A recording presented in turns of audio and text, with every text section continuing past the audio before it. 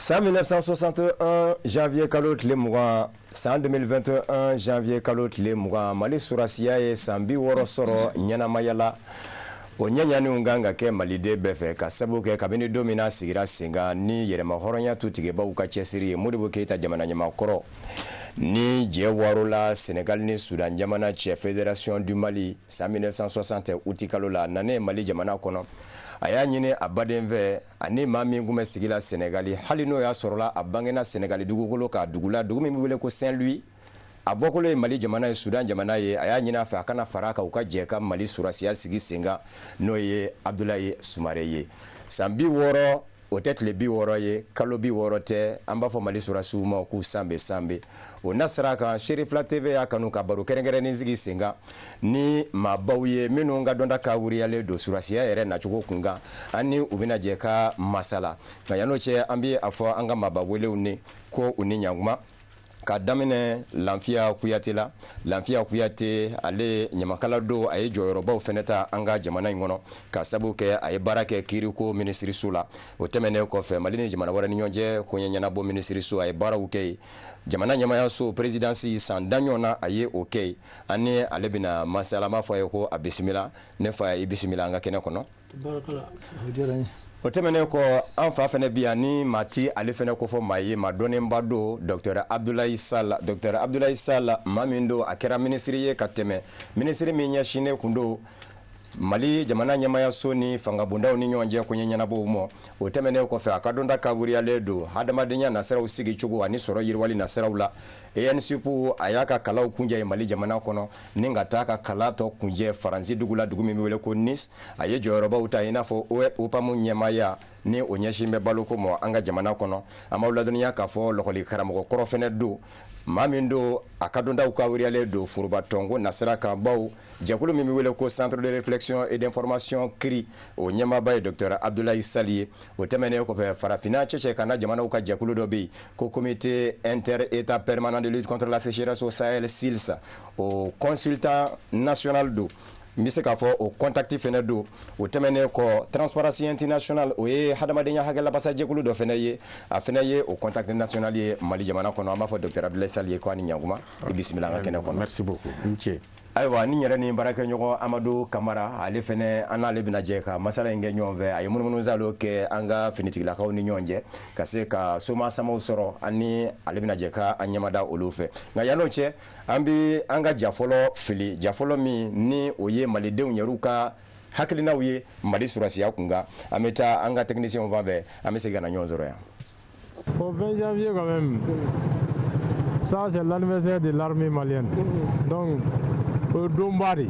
o an ka fête de bon o de an ka yɛrɛma yɛrɛ yira an na k'a fɔ k'an ta y'an yɛrɛ. Bon moi je dirais quand même c'est an armée ka sira fɛ c'est positif quoi. Vu l'avancée armée kun b'an ka fɔlɔ an ka armée bɛ cogoya min na dɔ farala jama kan en plus de ça aussi formation sira fɛ fana an ka armée formelen don ka tɛmɛ ni fɔlɔ ye quoi. Ne bɛ wele min se armée ma dɔrɔn o bɛɛ u k'u jija u ka faso bila u kɛrɛ la quoi. Donc i bɛ fɛn fɛn la que ça soit armée o que ça soit fɛn wɛrɛ o donc il faut mettre le pays devant quoi. Donc armée ka faso de bila première position na fɔlɔ. Donc ça c'est un appel à tout Malien. Donc il faut mettre le pays en avant. N'i y'o kɛ dɔrɔn c'est la base des choses quoi. K'a fɔ ko wariko ne bɛ nin sɔrɔ karisa bɛ nin sɔrɔ karisa tɛ nin sɔrɔ an k'o bila an ka parti pris to yen quoi. Donc an ka faso bila en avant. Donc n'o kɛra je crois que tout ira quoi. U ka jamana in kɔlɔsi halisa an b'u soutenir toujours an jigi ma b'u kan fana. Bon a kunu kun ka fisa bon mɔgɔ tɛ se k'o fana fɔ parce que kunu kɛlɛ kun tɛ yen bi dun an ye kɛlɛ ye an ma deli ka min ye vraiment u ka changement don u ka ko la halisa. N'u ma changement don a la jamana in tiɲɛtɔ don vraiment an bɛ u soutenir toujours an jigi b'u kan halisa. L'armée malienne quand même il faut que la situation améliorer quoi. Améliorer bon vraiment on a besoin de de l'armée française et de la communauté internationale pour appuyer un peu notre armée. L'armée malienne a un équipement, a une formation, a une fin donc on sait que faut et Alisa Chamamanje, Barachamangera, Alisa Chamamanje, parce que Niafa depuis 2012, Canabla Fossana, vraiment, il y a la matin, il faut que formation Chamangake, équipement Chamanga Dama, Minan Chamanga Dama, formation Gake, donc alimentation. Au bec na saka nyina bo voilà nous avons des fois quoi voilà merci bon ami mon farme mo yi ko jija le bi coran fan fait et la mi coran fan fait ko jija pour que c'est kana c'est jamana ma bon kuno ni bi bon amu folo ko yana amu folo ko ko sebe bon ne ka famille tugo woni mi woni ne rebe fe kɛlɛkɛminɛw de ka san k'u labɛn wa ka taa o de ka gɛlɛya ma ni fɛn bɛɛ o fana ka sa ani balo fana wa o de ka gɛlɛya ma mɛ n'a fɔra ko ka an dɔgɔnin an denw ani an kɔrɔkɛw cɛ ka taa matériel t'u bolo a ka gɛlɛn dɔɔnin wa ne ka faamali cogo u b'u jija faamaw ka se k'o de kɛ k'o de ka d'an ye. An bɛ min f'u ɲɛna vraiment ala ka ɲa ka d'an ma halisa u bɛ cɛsiri min na ala ka dɔ fara o kan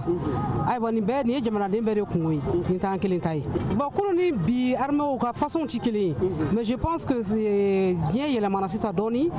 o taabolo fana ni fɔlɔ système tɛ kelen ye donc o de bɛ se ka na difficulté ye dɔɔni bon fɔlɔ sala gɛlɛn dɔw kun sigilen bɛ yen a kama o ni bi ta tɛ kelen ye. Ayiwa an bɔra ka maa dɔw ka hakilinata sɔrɔ Mali surasiya kunga min munumunu zalo kɛra Amadu Kamara fɛ b'a dɔn k'a fɔ gɛlɛyaba ma sɔrɔ a ko la. Gɛlɛya ma sɔrɔ a la ka sanga ni malidenw yɛrɛ bɛɛ lajɛlen nisɔndiyalen tun bɛ nin don in na sabula u y'a yira k'a fɔ nin ye olu bɛɛ lajɛlen tɔgɔladon ye donc bɛɛ lajɛlen ka nisɔndiya yira nin ko kɛnɛ kan ka sanga ni sɔrɔdasiw ka cɛsiri an'u ka jija ye jamana basigili ani jamana kɔnɔsumali la.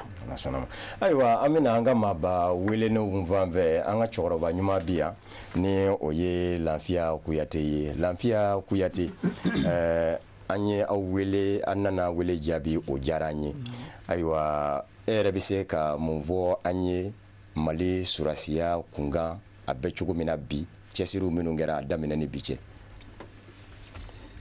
Assalamu alaikum ya jama. Wa alaikum salam.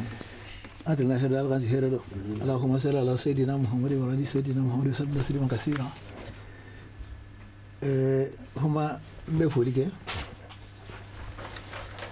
Wala be folike Usman Madan Hagaray. Ni tara kasu be bismillah kasu kono ka wori duma. Atara mawludu an ayro la. Ngamango président to bena wajiro la ko dam bena ko fla dlare ala ko wori ko ay fenuma woni ko télévision so kono nga woli mando bo kera nyana ma were fu se flatili barke labbe ceni musu mo maname na be ame ngoke la ko tanya fi nga barka da kera ngeren be colonel Mariam Sagaray na ka jengoro ni kone ala fonye kuma na ko abna wuli odiranye benam wani ala hakli jamina parce que sambi woro ko peut-être libi woro de hakli mi ambo foya metla me foli kan ni comme ya me so su diga bara hukumuna me foli kan ni ke so si demande Mali journal follow Ablaye Soumaré Flana Moussa Traoré Sabana Amadou Babajara Nanina Philippe Sissou Duruna Bougar Sangare Worona Sekuli Olonflana Ablaye Wolegem Segina Mamadou Koulibaly Kononana Sori Bramatla Tana Amara Dafa Tan Kelena Amarit Mantouré Tan Flana Kafuna Kone Tan Sabana Bramatri Traoré Tan Nana Chekumar Jara Tan Duruna Chekura Dumia Tan Worona Mamadou Dukuri Tan Woloflana Burkalim Diop Tan Segna Siriman Keita Tan Gorona Salbou Traoré Mogana Seri Traoré Mwana kelena atmani sisugo mwana flana pakaze sangare mwana sabana Sadio Gazama mwana na chefolotu gula mwana duruna Brahma Koulibaly mwana worona Lansine Konde mwana wolona Isu Bamba mwana Signa Suleiman Bebe Sidibe mwana korona 93 bisabana Gabriel Putugu nimo bisabe heke manne wala soro su gakoro ma kuma mbaga fi wali mai ne soro su fe da fol di fol ka soro su ma awa ntebredo me ave mindri niga abe min taro kon mado na soro la doni wa ni amma ko ni ngal to jawi ko am fa akadu baga soli ala mohon salim o jara nyokuyati aywa Dr Abdoulaye Sall anyi wele kana anga wele jabio fer kera fenye min bena amo Mali surasiya anana na chugo jumena yere mahoro ya tutige baw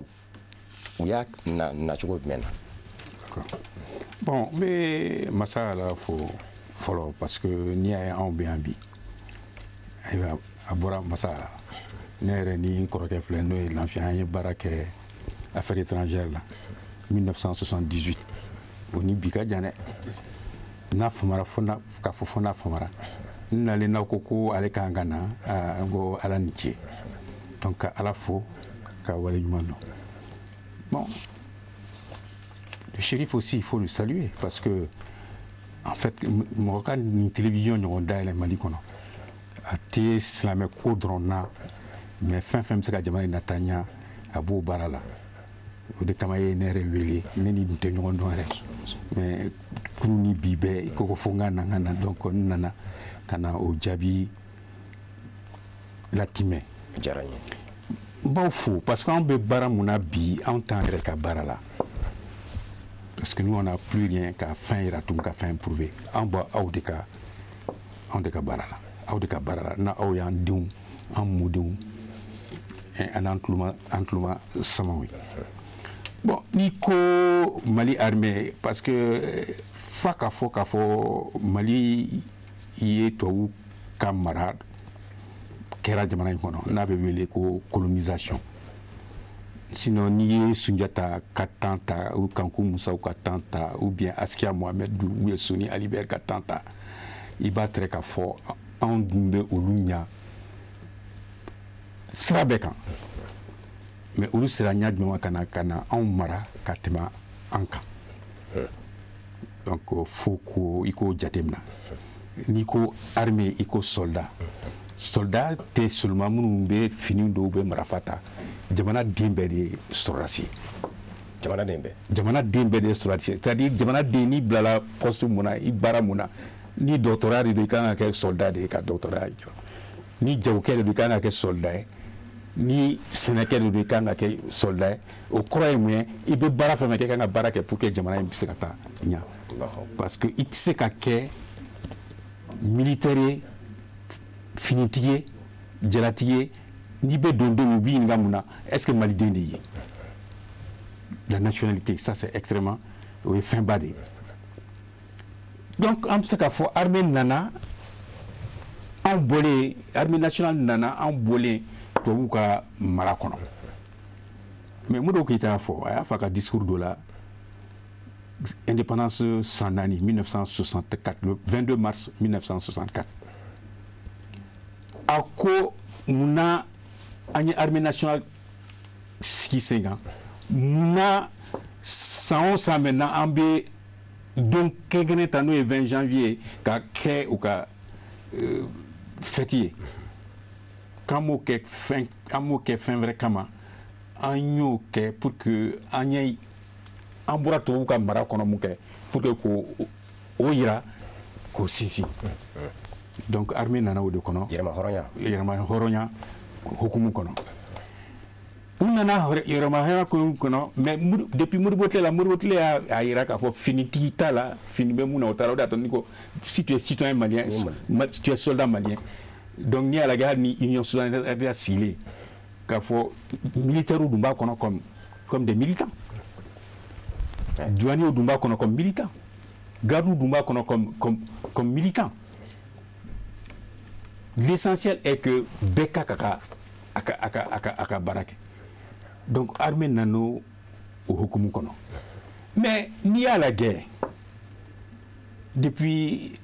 quand même Nkrumah Bina au Ghana 1966 ni Aklibala. Au Bini 1966 en 1978 la 100 ans fla kono coup d'état jël kana frafi jamana kono coup d'état tanani ni munu yang jamana nu ta kata nu indépendant nonu bina surasu kana unona mais surasu nale unona aiba pratiquement surasu kera pratiquement l'état anye sanjul ko kono mugani saba akachani mugani saba Mali parce que ni à la transition jul kera Moussa Bini Sanche transition jul kera coup d'état jul kera. Donc maintenant, ni fati mu fleka na fleka kebi na be ni transition kono bi. Anga ga kemuye, anga ga ke ka waju folo, kala ge comment am se ka famu folo ko ikra finitiyo, make finitiyo, ibe Mali dene mais beki jo a jo yoro la pour que Mali se ka jo nyam. Donc am se ka fo Surasia nana hukumu jman kono Mali kono, militaire nana hukumu kono, nana Mali jo de kama nana Mali den de kama nana ka fo uni civil te bonyo mana muna parce que ne hali e kera finiti yebi mais i muso te finiti yo idon fana bi bolo te finiti yo balmo bu bolo fana te finiti ye donc o de kama na be fin ke anga alage soasu se kala ge chodi ni sariya ba mbanga jamana kono no be anga jamana tableau yira na be wele to kana ko constitution na fo loi fondamentale mumbo kono ni yo ta ni yo halo o gafe flota mu wele to kana ko titre premier avec fo ko droit et devoir de la personne humaine à te fois citoyen manivinka keta anaka haketa mais ni article flota on dit que la personne humaine est sacrée et inviolable. C'est-à-dire haramade damanga karani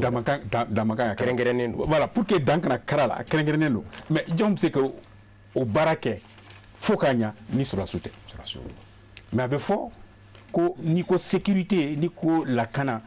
ambe kuma sécurité humaine de kan ni ko sécurité humaine o mo haramade reka la kana donc haramade ne kanga bla yefam la kana chamanchela donc ikra suratio make suratio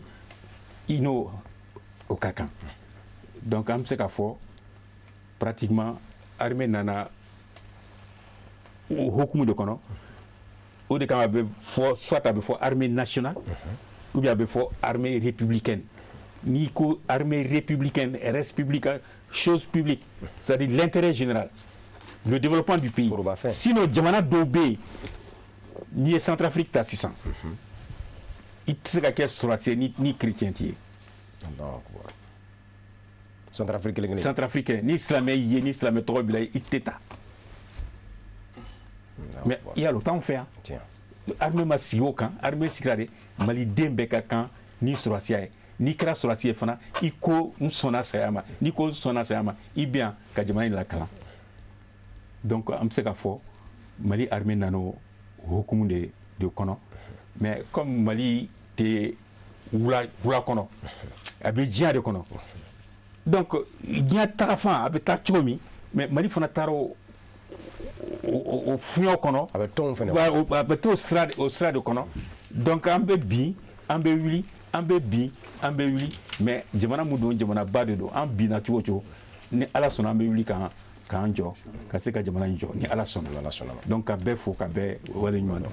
sal ajaranye aywa Mali silamatonga faranyonga jakuluba au conseil islamique du Mali Manyema Mali silamadine nyema uka faranyonga jakuluba groupement des leaders spirituels musulmans du Mali Manyema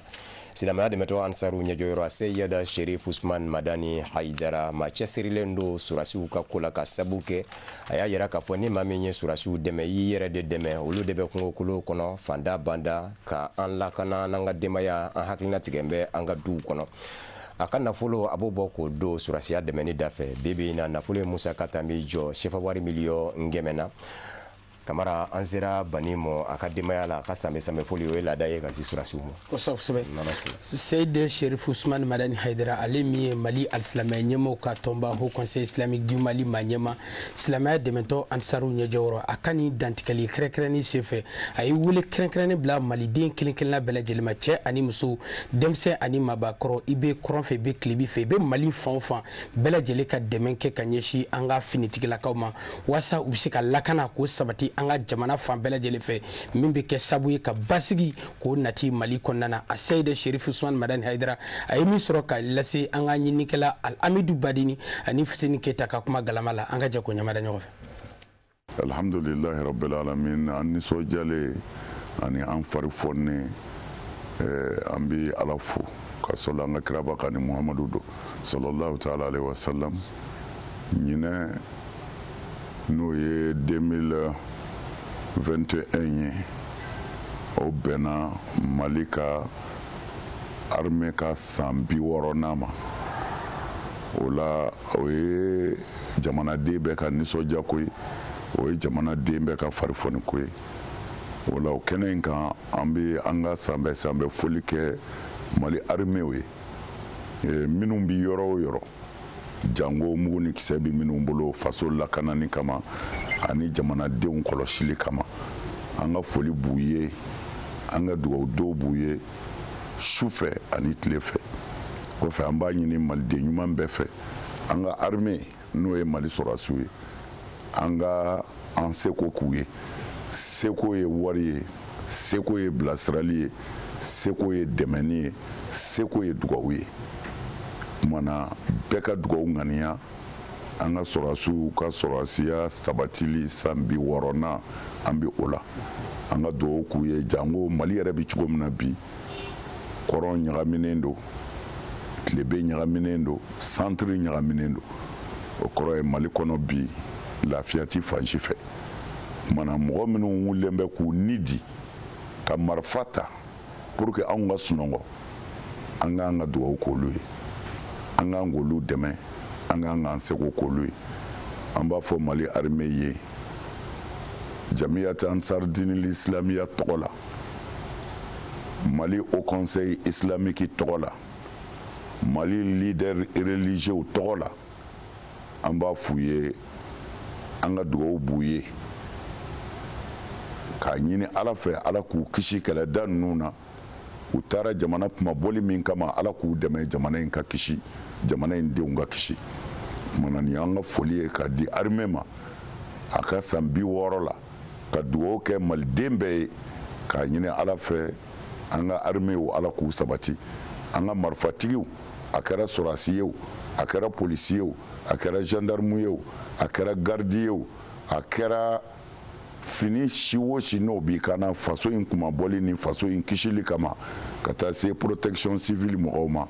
o k'a dɔn an ka dugawu b'u bɛɛ ye an bɛ dugawu k'u ye su an bɛ dugawu k'u ye tile u k'a dɔn mɔgɔw b'u kɔ kan mɔgɔw b'a dɔn u bɛ min na u si tɔ kungo kɔnɔ u si tɔ bugufiyɛw la u kɛtɔ ka jijuguw min u k'a dɔn fasodenw b'u kɔfɛ minnu b'a dɔn k'u bɛ min na u k'a dɔn fana u ka dugawu b'u ye u ka wulikajɔ b'u ye sufɛ ani tile fɛ pour que jamana in ka se k'a yɛrɛ sɔrɔ salamu alaikum wa rahmatulahi ta'ala wa barakatuh. Waalaikum salam warahmatullahi ta'ala wabarakatuh. An b'a da limanaw tulo kan minnu fɛnɛ bɛ fanga ja fɛ ni u b'a fɛ k'u sen don baro in na an bɛ tila ka nɛgɛjuru kupew labila a bɛ se ka weleli fɛnɛ kɛ k'a ka sanbɛfoliw lase Mali sɔrɔdasiya ma ani a yɛrɛw ka hakilinaw minnu fɛnɛ bɛ yen k'olu fɛnɛ lase jɛmukan in kɔnɔ nɛgɛjuru kupe 20 74 09 17 ani 99 86 10 10 min segin a kan 20 74 09 17 99 86 10 10 ayiwa va Lafiya Kuyate nin kun ye silamaya ɲɛmaaba Seyid Cherif Ousmane Madani Haidara ka dakuruɲaw ye sɔrɔdasiya kun kan n'i bɛ se ka min fara o kan. N bɛ se ka min fara o kan n bɛ dugawu kɛ o tɛmɛnen kɔ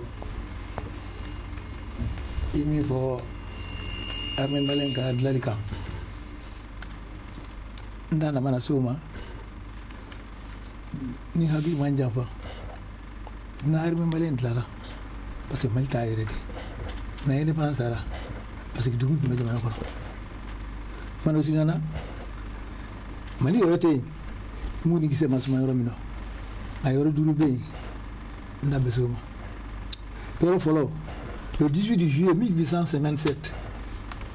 Faidherbe ani Médine cɛw ye mun ni kisɛ suma a filanan dimanche 22 septembre 1878 à 5h du matin le premier coup de canon français a été tiré à l'Obusasuri Subende Touga Mugu Savana le premier gouverneur islam français Baron d'Esboro Anana Bamako le 1er février 1883 à 7h à Koulouba à visiter à Bamako 13h à Tartisignalco Anna Kolof la exemple là le 12 avril 1883 année le même samedi Mugu qui s'est souvent encore là Subende Mugu Nana Arsenal dimanche 6 avril 1890 on est sur Bamane Mugu qui s'est souvent Subende dimanche le 1er mai 1898 Babemba Anito Mugusuma Mamanaka Munix de Wara Ko Aka Sordo Makuka Ko Alibesa Tani Malé Sayaka Samalé Malé Godema Ko les Maliens préfèrent la mort plutôt que la honte Babu Adafo Oh ni de Gum Betty Ningo Angato il faut follow me Banga de Mahoran Dirmana fana mais parti mi ngala sababu ko la se Malima kanga de Mahoran sema o yere dia elle de la 18 octobre 1946 ado kono tes kele ngo ala alkema ala ka pour no ko to amori wolo mais moi 18 angani mo kono parce que anni asinyo to me jala wala fo o jamatanya Fédération du Mali Fédération du Mali là samedi le 10 janvier 1959 Kumatanya fe Moribo Nana Anali Kwako Hain Kanga Jirma Horanta Kabikunu Ameduna Fumana Faraga Bon, ene panantara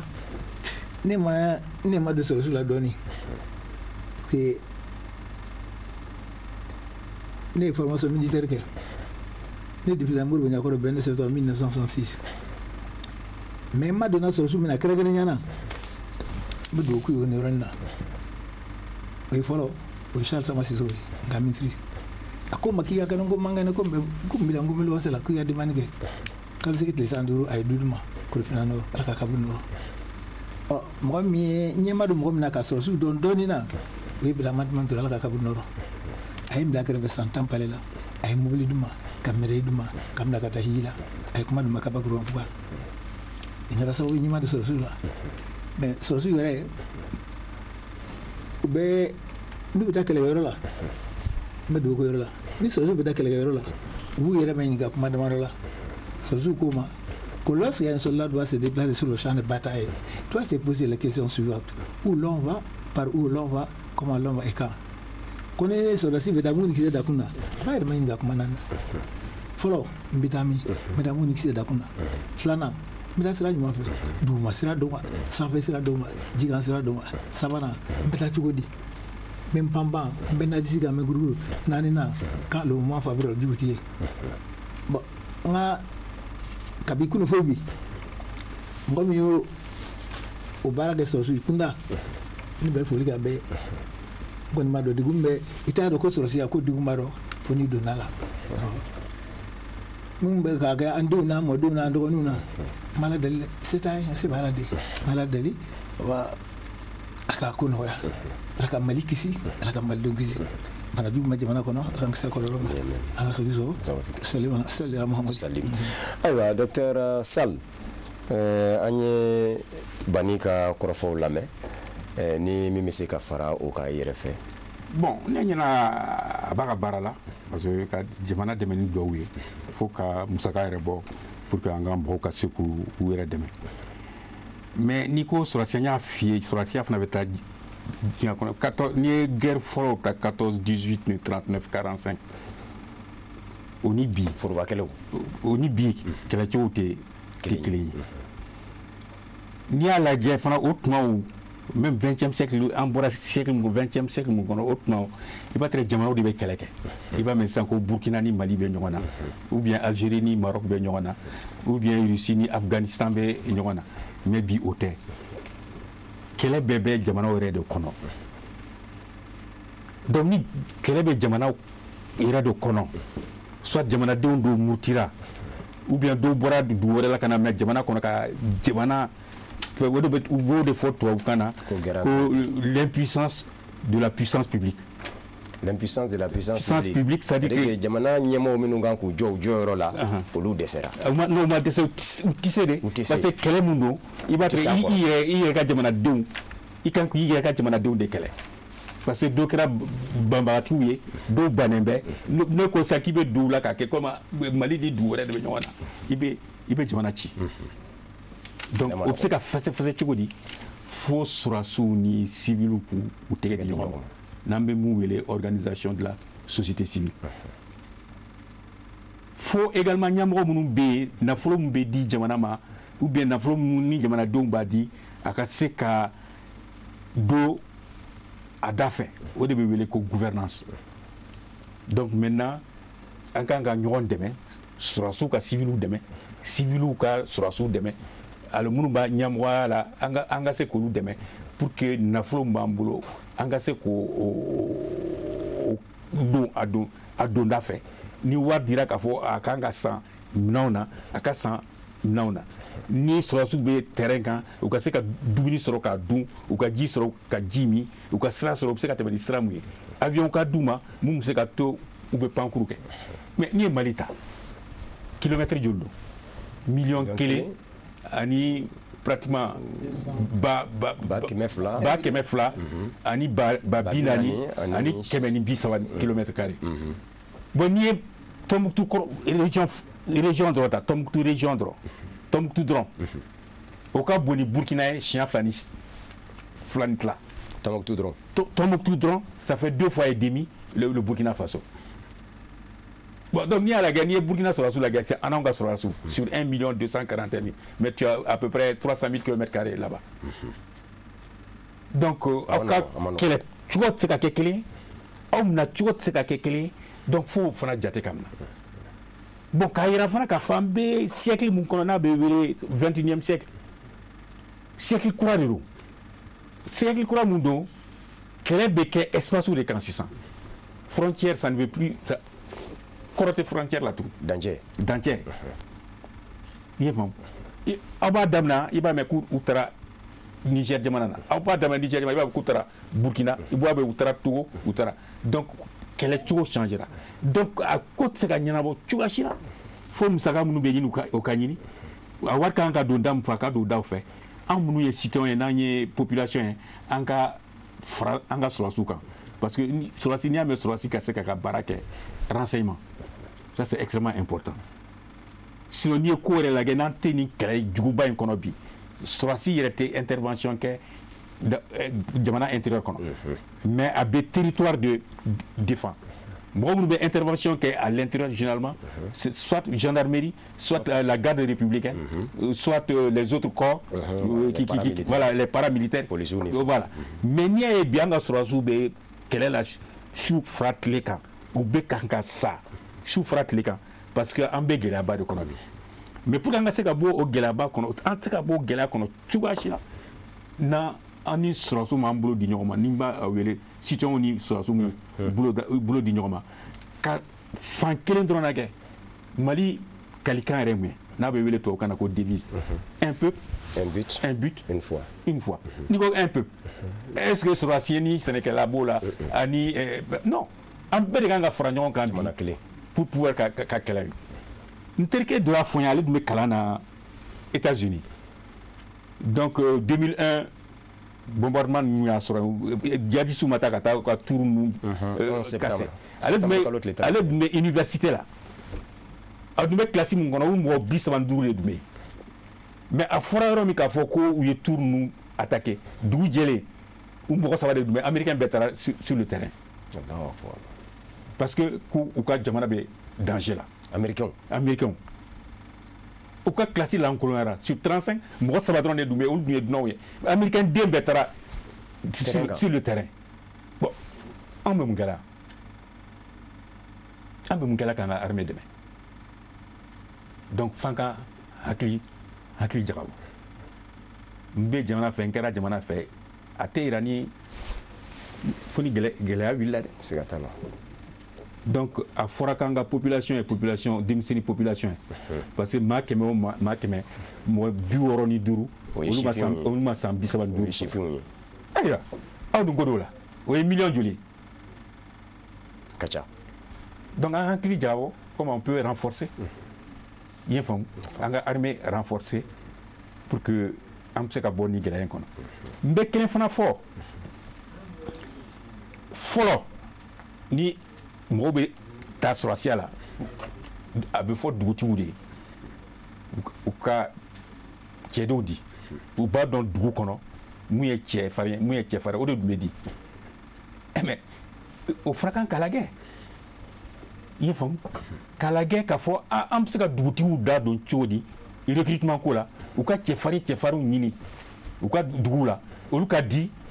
armée ma armée k'u lajɔ k'u former pour que an ka se ka bɔ ni kɛlɛ in kɔnɔ n b'a fɛ ka mun f'i ye dɔrɔn k'a fɔ que n'i y'a mɛn armée citoyen de don jamanadenw c'est comme jamanadenw de don a bɛ komi ba n'i y'a mɛn jɛgɛ a bɛ baji de kɔnɔ dɛ n'i ye baji bɔ jɛgɛ kɔrɔ a bɛ kɛ mun ye a tɛ taa yɔrɔ si donc f'an ka fɛɛrɛ de kɛ anw y'o baara dama a bɛ san 2 bɔ an bɛ ɲɔgɔn ye parce que ni n'u bɛ baara kɛ c'est pas la peine i k'a fɔ i b'a fɛn mais f'an ka fɛɛrɛ kɛ jamanadenw ni finitigiw an bɛ se ka ɲɔgɔn minɛ cogo min pour que an ka laɲini ka kɛ kelen ye an ka se ka bɔ ni gɛlɛya in kɔnɔ mais n'an bɔra ni gɛlɛya in kɔnɔ a tɔ bɛ ala bolo voilà. ayiwa bamananw ka kuma dɔ don ko janfa y'o janfa ko ni sɛkili fara ye maa min kun juwa ko gɔngɔrɔnkuru ka janfa na yɔrɔ kuma kɔrɔ ma don anw ka surasiya dɔnnen kun don fɔlɔ u ye basigi baaraw minnu kɛ diɲɛ ɲɛfɛ farafinna kɔnɔ ani tilebiyanfan jamanaw kɔnɔ a yɛrɛla k'a fɔ u kɛra misaliw ye baara ɲɛdɔn na baara kɛcogo la ka tila ka na ye bi fɛn min n'a mɛ ɲɛsin anw ma ni kɛlɛ kura don ka sabu kɛ an ma laɲini diɲɛ yɛrɛ taabolo kura don diinɛ birifini tan bɛ ka biri i yɛrɛ kan k'o kɛ ka kɛlɛ kɛ ko terrorisme mali surasiya bilama bɛ gwɛlɛya min kɔnɔ bi e yɛrɛ bolo ni janfa de bɛ a kɔfɛ fɛɛrɛ jumɛn de bɛ se ka kɛ sababu ye k'o janfa wuli wale kelen ni fɛɛrɛ min yɛrɛ min bɛ se ka sɔrɔ anw malidenw bolo hali bi ka se k'an ka jamana in bɔ bolo la. bon n y'o de f'i ɲɛna ne ma f'i ye ko frontière tɛ yen tugun parce que n'i ko bi i bɛ mun wele ko terrorisme k'i b'a kɛlɛ ko bon jamana kelen ka kɛlɛ de don i bɛ fili kɔnɔ i b'a mɛn bi a terrorisme bɛ Nigéria ni yɔrɔ in na sini i b'a mɛn u bɛ Niger sini kɛnɛ i b'a mɛn u bɛ Nara etc etc ou bien u bɛ Cameroun mais n'i y'a lajɛ bi ni Gao ni yɔrɔ jumɛn ka surun Burkina ayi Niger ani Niger de ka surun Niger Gao ni Niamey ka surun ka tɛmɛ Gao ni Bamako kan donc n'an b'a fɛ ka terrorisme kɛlɛ o zone na par exemple o yɔrɔ la mais fani Niger k'an bolo di ɲɔgɔn ma mais ni Sévaré Gao dun ma dilan la route Sévaré Gao n'o dun ma dilan an tun bɛ kuma mun na bi an bɛ sɔrɔ o la donc o kɔrɔ ye jumɛn ye hali n'i bɛ terrorisme kɛlɛ i b'a kɛlɛ avec tanya le progrès développement i siraw kan ka dayɛlɛ cogo di i ye faamu maaw bɛ se ka denmisɛnninw bɛ se ka baara sɔrɔ cogo di parce que n'u ma baara sɔrɔ i ye faamu u bɛ taa mun na u bɛ taa terrorisme ni maa min ye fɛn dɔ jɔ u la u b'o minɛ fɛn bɛ yen anw tɛ se k'o fɔ parce que n ye poste dɔw kɛ o bɛ n bali n ka kuma dɔw fɔ mais hakili la dɔ de la k'a fɔ n ɲɛna a taara terrorisme fanfɛla la a taara dɔw bɛ kan ka ji ta kɔlɔn kɔnɔ a nan'u ma a ko ko est-ce que aw bɛ Mali dɔn o ko Mali k'olu tɛ Mali dɔn a k'u ye ko mais mɔgɔ minnu bɛ na n'u bɛ na fɛ ko u man ɲi dɛ olu ko non k'u ka ɲi ko parce que u bɛ na thé d'a ma u bɛ sukaro d'a ma n'an banana u b'an furakɛ donc mɔgɔ min bɛ dumuni d'i ma a bɛ sukaro d'i ma ni banana a b'i furakɛ a bɛ se ka hali dɛmɛ i ka école dayɛlɛ mais i b'a fɔ o ye mɔgɔ ye mɔgɔ bɛ ɲuman kɛ donc il faut que olu de bɛ wele tubabukan na ko les besoins sociaux de base fo baara ka kɛ o fana kan mago bɛ se fɛn minnu ma voilà mɔgɔ mago bɛ se fɛn o fɛn ma a ka se ka d'u ma 2007 o tuma anw bɛ à l'intérieur du pays. En Tombouctou, quand tu as formation de sur décentralisation et transfert de compétences. Il y a un arabe à Willa, à quoi Dr Sall, on a ni indépendance, on a ni démocratie. Maintenant, on a ni décentralisation, mais on a ni développement économique. Tanya. Donc, en tant que tu seras sous bon ni gelain, tu vois, ni malien de bema ni ka barake pour que jamana in tsika tanya ni ko jamana ka tanya fana fanka bende kasika kuma fanka bende parce que jamana mun kono ka fo ibe mo be bebe kuma ko moté soro etato mutala mais bi mo be bandon bebe kuma ka dese am banebe ka sigi ka kuma ka ben au croix du moins ka fo namba fait kanga surasu koni demain ka boni ni grain kono anka be anka si ka kuma anka to nyon tala nan sigira ka ben ka kuma ye fam aka cha ala fe parce que diabere be mali demena ma delika jamana shi kono ka fo ko conseil de sécurité Nations Unies ou beka ben ka jamana kelen demain parce que ye risube France B, États-Unis B, Chine B, Amérique B, Angleterre B. Ils sont tous d'accord quand demain. De 2012 à maintenant, parce que Mali était Djamana Gansan. Fanko dedans. Djamana Gansan. Betenako parce que en Kokadoué, Bebena, parce que Mali B Diorom Gono, a B placé mon gono. Ni est carte Bobby Kalagé, ni est carte Bobby Kalagé, ni est Mali Sabakaboué, Afrique bébé d'Odouane, Afrique du Nord, Afrique centrale, Abébé d'Odouane. Parce que c'est. Avec photo, on a le verrou. Le verrou. Voilà, c'est comme Nika moto-chaîne. Verrou, ni verrou pana, mbeke, avec até Jessa. Donc, ni Mali fait notre. Afrique bi jensen mana Mali gogoro yɛrɛ de Mali gogoro yɛrɛ de mais fo an yɛrɛ fana ka dɔn k'an ye gogoro ye ka kumaba dabila ka mankanba dabila ka kɛlɛba dabila an ka dɔn k'an ye gogoro de ko bɛɛ b'an kɔ ni bɛɛ b'an kɔ o kɔrɔ ala b'an kɔ ni ala b'an kɔ an ka sigi an ka kuma an ka bɛn n'o ma kɛ an ka denmisɛnninw u tɛ lafiya n'o y'an ka sɔrɔsiw parce que an denw de don anw siw bɛ yɔrɔ min anw tɛ se k'a fɔ k'an bɛ taa kɛlɛ kɛ maa ma bɛ kɛlɛkɛyɔrɔ la bi an denw n'an mɔdenw de don donc fo ka faamu sigi le dialogue ce que j'appelle le dialogue constructif réconciliation an ka bɛn an ka to ɲɔgɔn ta la la paix n'o kɛra an ka sɔrɔsiw bɛ lafiya parce que n'i ye sɔrɔsiw fana baara lajɛ a bɛɛ tɛ kɛlɛkɛla ye o génie militaire bio nous be sera ni fond musée pour la culture tout ça c'est qu'on est dongo santé mo be nous sera frakeli ke kana ni médecin ko bana ni infirmier ko bana ou se kana ndeme mais ou ce ko ke tant que we terrain kan donc pour au cas c'est noya il faut que en muni civil les autorités politiques muni ala e jamana inta ka kalfa mamuna bi ou ka fereke ka bevele politique ko tala il y a parti politique, il y a association, il y a diawokela, il y a monikela, en cas si kakuma. Nama si kakuma, en cas soit la fia. D'accord. Aïwa, anye au femme sal. Amadou Kamara,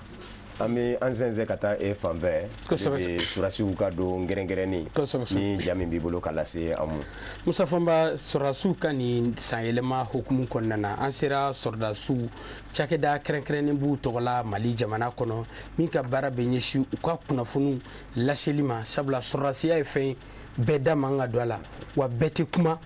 te di befenema. Wa ite kuma ikunfefene. Anyo de fene famya angani munumunu salo konana chakeda mimbe namba wele ko dirpa o manyema danga no ye colonel major Mariam Sagaray ansira le maka nyininga 20 janvier koro jumen bala hotumu jumen bala ay misro anga ko nyamada an bolo koni akabo parce que an ba kono an ba don famindo an de kanga tuguni ka ke doye do min bunyane do sinon don min don maliden bɛɛ ka don de don parce que armée malienne filɛ nin ye bɛɛ de b'a la n'i den t'a la i muso b'a la n'i muso t'a la i kɔrɔkɛ b'a la i dɔgɔnin b'a la ou bien i fa y'a kɛ ka tɛmɛ ou bien i mɔkɛ y'a kɛ ka tɛmɛ o ye armée malienne ye bon maintenant nin don nin n'an b'a fɔ ko don kɛrɛnkɛrɛnnen don dɔwɛrɛ tɛ o Mali ka armée création don de don donc malien bɛɛ kan k'o dɔn k'a ta denmisɛnnin na fo mɔgɔkɔrɔba bɛɛ kan ka dɔn 20 janvier ye min ye Mali kɔnɔ 20 janvier nin filɛ nin kɔrɔ fila de b'a la don min Modibo Keyita b'a ka discours kɛ bɛɛ b'o kalama k'a fɔ ko Mali yɛrɛ b'a ka yɛrɛma hɔrɔnya ta n'a ka armée o don ye 20 janvier a y'o kɛ députéw bɛɛ ɲɛna a b'a kɛ don min na a ko armée minnu b'an bara olu ka taa Mali yɛrɛ b'a ka armée i jija ka armée la malidenw yɛrɛ bɛ Mali kumabɔ olu de bɛ Mali fɛn bɛɛ kɛ n'o de ye Mali armée donc armée malienne sigira o don colonel dɔw bɛ yen n'an bɛ se ka fɔ Pinana Darabo colonel Pinana Darabo ale tun bɛ yen a n'a a frère kɛlɛtigi Darabo o fana tun ye colonel ye général Soumare olu tun bɛ yan Mali kɔnɔ colonel Bouakar Traoré o tun bɛ yen colonel Sékou Traoré olu tun bɛ yen olu de farala ɲɔgɔn kan n t'u bɛɛ dɔn dɛ mais olu de farala ɲɔgɔn kan donc a ko Pinana Darabo ma maintenant aw bɛ Mali armée créer désormais o de bɛna Mali défend mɔgɔ wɛrɛ tɛna kɛlɛ kɛ Mali place la ni Mali armée tɛ Mali armée créera ni officier damadamani ani sous-officier minnu nana ka bɔ tubabu ka armée kɔnɔ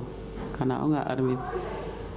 armée malienne yɛrɛ fana ye a créelen kɔfɛ ka dɔw recruter yan nɔ k'o fara olu kan armée k'a daminɛ ni embryoni dɔ de mɔgɔ damadamani ye ka sɔrɔ ka bonya dɔɔni fo ka na se bi ma armée malienne b'a san 60 de la donc dɔw évolué o kɔnɔ kabiri dɔw ma wolo ka dɔw wolo fo ka na fɔ minnu y'a kɛ bi na mɔgɔ minnu yɛrɛ ye armée créé a caman tɛ yen nɔ an bɛ se k'a fɔ u yɛrɛ tɛ yen bilen mais u taara k'a to minnu bolo olu de chaque fois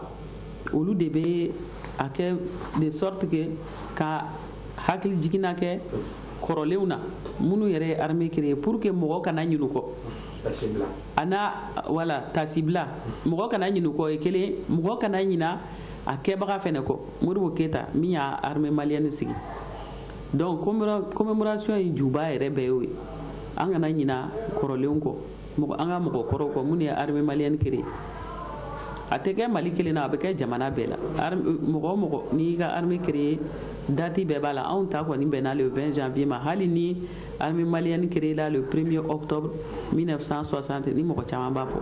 danfara bɛ Mali armée kununama a n'a binama ni ɲɔgɔn cɛ munna parce que jama min bɛ Mali armée kɔnɔ bi ani kunu mɔgɔ hakɛya min b'a la o tɛ kelen ye sisan Mali armée kɔnɔ musow bɛ yen anw musow nana ka fara cɛw kan kunu a bɛ da armée bɛ sigi tuma min na olu tun tɛ yen musow nana kɔsa fɛ de donc sisan n'i ko k'i bɛ sisan armée ni fɔlɔ armée comparer a danfaraw ka ca parce que fɔlɔ armée kun ye cɛw dɔrɔn de olu de tun b'a kɛ armée jama fɛnɛ kun man ca mais au fur et à mesure ni jama bɛ ka caya mɔgɔninfin yɛrɛ bɛ ka caya pour que k'i ka mɔgɔninfin protéger yɔrɔ i tɛna se k'a fɔ k'i bɛ to mɔgɔ damadamani na i bɛ dɔ de fara i ka jama kan armée jama kan tuma bɛɛ il faut k'i ka armée ka bonya de diɲɛ yɛrɛ bɛ cogo min na il faut k'i ka armée ka bonya i ka dɔ fara a kan i ka dɔ fara a kan donc mɔgɔw nana dɔɔni dɔɔni ka armée bonya ka musow fara a kan ka a se niveau min na a bɛ se ka fɔlɔ ta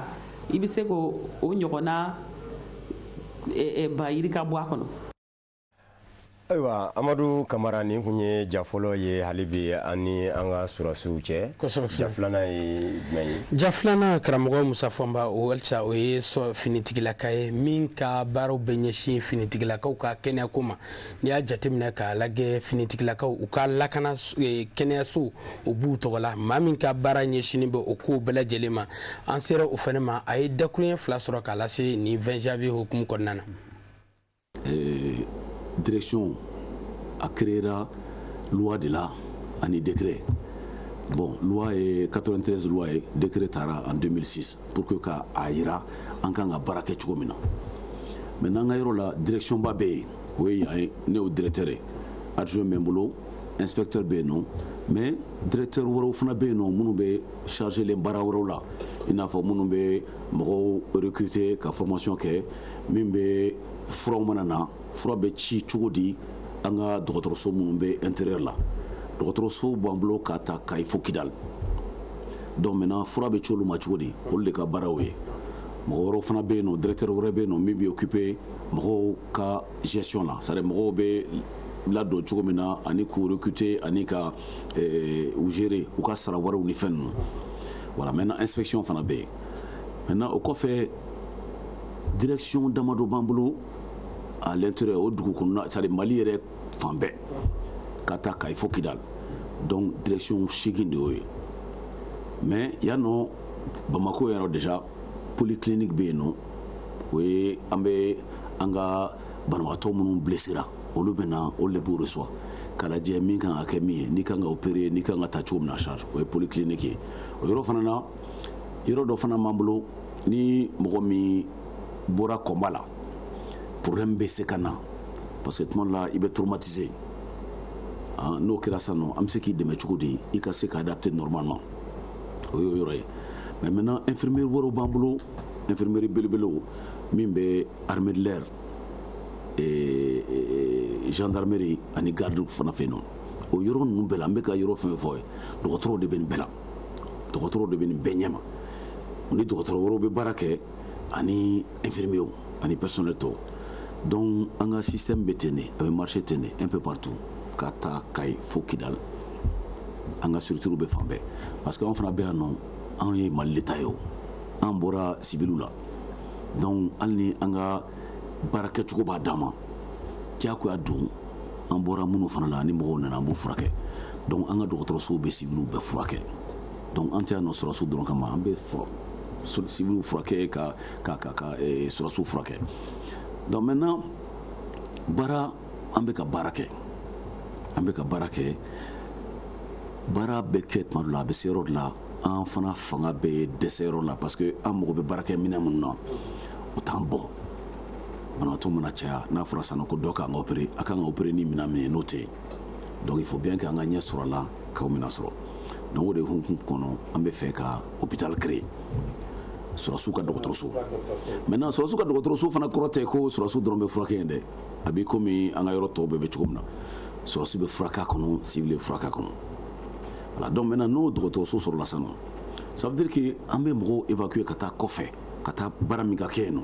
n'an yɛrɛ bɛ se k'o kɛ yan nɔ a tɛ dɔ bɔ an ka waribɔ la a bɛ dɔ bɔ fana jamana ka dépense la parce que o la jamana ka dɔgɔtɔrɔso don jamana ka dɔgɔtɔrɔ minnu bɛ yen o jamana yɛrɛ ta ye bon baara ma nɔgɔya parce que n'an m'a kɛ ten bon an bɛ taa wari min di yen nɔ n'i y'o fara fara ɲɔgɔn kan ni ko kun kɛra ɲɛma sisan b'a sɔrɔ sɔrɔsi dɔgɔtɔrɔso in jɔra a mɛnna donc il faut k'an ka taa n'o sira de parce que f'an ka se k'an ka yɛrɛmahɔrɔnya fana ta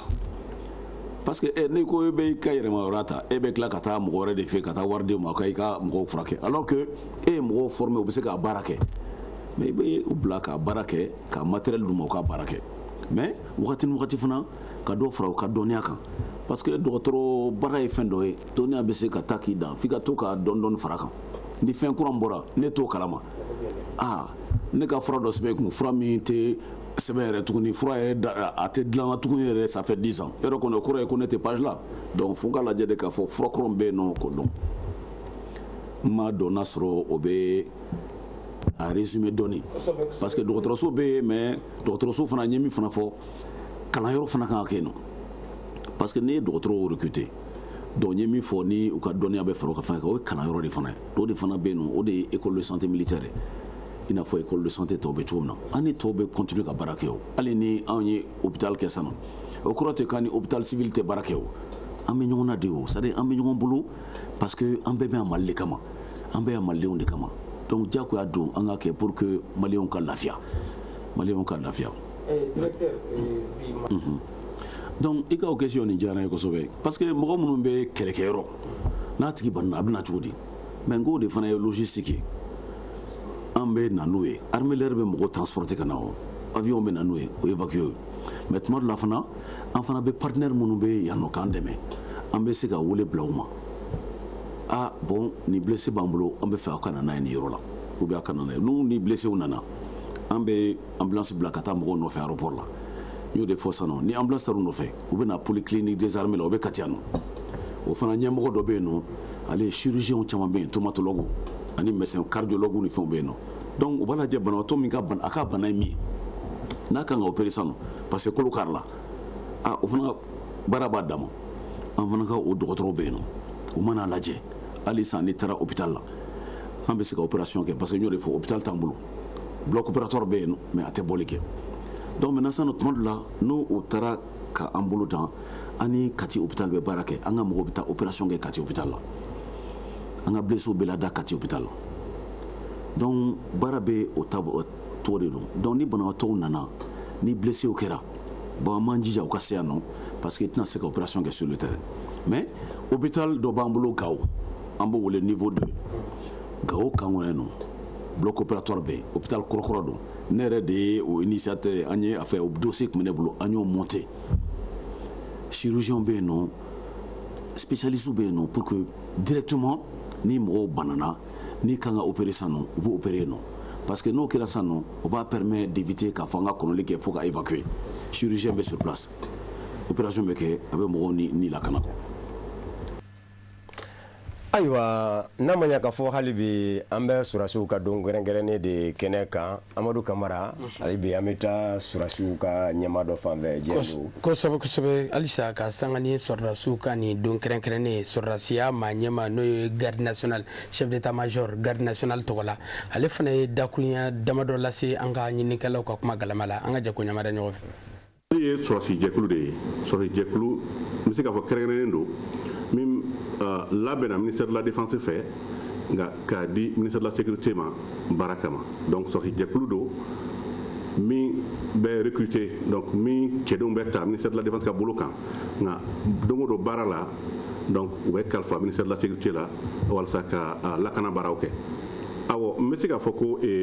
garde national yɛrɛ créera tubabu tile wagati la donc 1890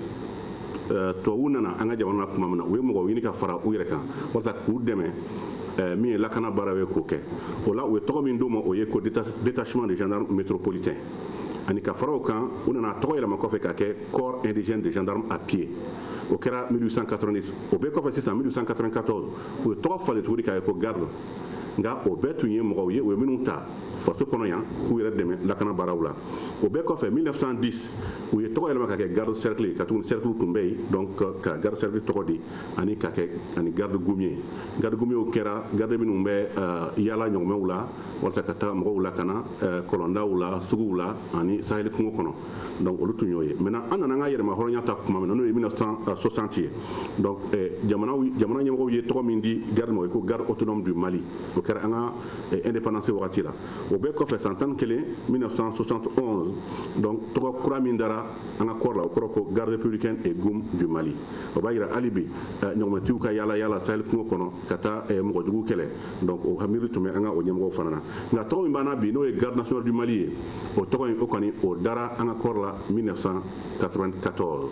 voilà donc o ye garde nacogo ye ni an bɛ fɛ ka garde jɔyɔrɔ dɔn garde jɔyɔrɔ ka bon kosɛbɛ o dɔnnen don nka ni n bɛ fɛ k'a fɔ ka ɲɛ fɔ ci min kalifala garde national la an ka sariya fɛ fɔ n ka o ɲɛfɔ kuma bakuru dama dama na fɔlɔ n y'a fɔ aw ye k'a fɔ ko ministère de la défense o de bɛ garde cɛdenw ta ani o de bɛ u sara fana donc an bɛ o ka cadre kɔnɔ de nka an sɛgɛnnen don ministère de la sécurité ma lakana ministre ma walasa min ye lakana baara ye don o don an ka o baara kɛ ye donc an ka baara a fɛngɛ dɔ ye nin ye a belebeleba dɔ ye nin ye ka lakana baara kɛ i mana bɔ i bɛ se ka gardiw ye yaala yaala la o yaala yaala walasa ni mɔgɔ jugu bɛ yɔrɔ min na ko olu lasiran k'olu gɛn ni mɔgɔ ɲumanw fana bɛ yen k'olu hakili sigi donc garde ka baara ye o ye ani ka fara o kan fana i mana gouverneur ye o i mana commandant ye o i mana préfet ou bien sous préfet ye i mana juge ye o i bɛ taa sɔrɔ gardiw de bɛ ninnu bɛɛ kɔ k'u lakana o bɛ yɔrɔ yɔrɔ ka gardiw bɛ yen nɔ k'u lakana ka fara o kan fana an ka jamanatigi yɛrɛ o lakanani bɛ garde nationale de bolo bi ani o dɔrɔn tɛ an ka assemblée nationale o fana sécurité bɛ garde nationale de bolo donc o ye an ka sécurité mission ye lakanani mission ordinaire ye maintenant o bɛɛ kɔfɛ mission ban b'an bolo o ye ka jamana yɛrɛ lakana ka kɛlɛ ka taa kɛlɛbonda la n'a fɔ ka taa jugu kɛlɛ ka taa terroriste kɛlɛ gardiw caman de jɛnsɛnnen bɛ an ka jamana fan bɛɛ la bi terroriste bɛ fan o fan guerre bɛ fan o fan pour que ka taa o baara kɛ ni gardiw jate minɛ mɔgɔ 100 na i bɛ taa sɔrɔ mɔgɔ 75 ɲɔgɔn na olu bɛɛ bɛ kungo kɔnɔ bi u ka baara ye o kɛlɛ in de ka terroriste kɛlɛ donc walasa an ka jamana ka se ka to hɛrɛ la donc o y'u ka baara ye ani ka fara o kan baara wɛrɛw bɛ yen nɔ an bɛ minnu kɛ minnu dɔnnen tɛ kosɛbɛ i n'a fɔ ka lakanani kɛ ka ɲɛsin an ka wari bondaw ma walasa kɔlɔlɔ kana se olu ma ou bien ka lakanani kɛ ka ɲɛsin sira kuraw bɛ jɔ kungo kɔnɔ yɔrɔ minnu na pour que terroriste kana se ka sira tilani bali ka to an yɛrɛ k'a fɔ ko sira bɛ se ka to jamana bɛ bɔ nɔgɔ la donc o baara fana an bɛ jɛ an ka baarakɛɲɔgɔn tɔw fɛ n'o ye armée de terre ni génie militaire ye pour que ka se ka o baara kɛ donc fana bɛ ani fana an ka jamana a bɛ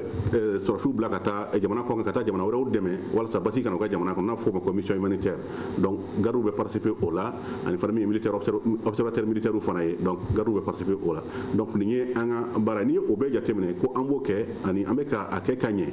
o b'a jira k'a fɔ ko jɔyɔrɔba bɛ an na bi nka an kelen tɛ an yɛrɛ k'a fɔ ko mɔgɔ si kelen tɛ se ka jamana in ko ɲɛnabɔ ani minnu bɛ baara kɛ ɲɔgɔn fɛ i n'a fɔ armée de terre i n'a fɔ armée de l'air i n'a fɔ génie i n'a fɔ gendarmerie bɛɛ de bɛ baara kɛ ɲɔgɔn fɛ nka n bɛ se k'a fɔ ko tiɲɛna an bɛ min na an yɛrɛ k'a fɔ ko a jɔyɔrɔ ka bon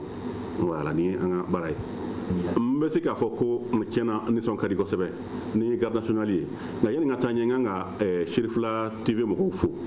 k'aw fo a ka timinandiya la ka se an ma ka hakilina ɲini walasa k'a di jamanadenw ma u ka se k'a faamu lakana tigibaw bɛ baara kɛ cogo di ani o hakilinaw ye fɛn jumɛn ye mun ni mun bɛ u fɛ o ye hakilina ɲuman o la n bɛ aw fo kosɔn nka n tɛ ka tɛmɛ fo ka jamana ɲɛmɔgɔw fana fo ka ɲɛmɔgɔw fo minnu ye yamaruya di pour que n ka se ka kuma aw fɛ ani ka nin kibaruyaw bɛɛ di nka ka fara o fana kan yanni n ka n ka nisɔndiya fɔ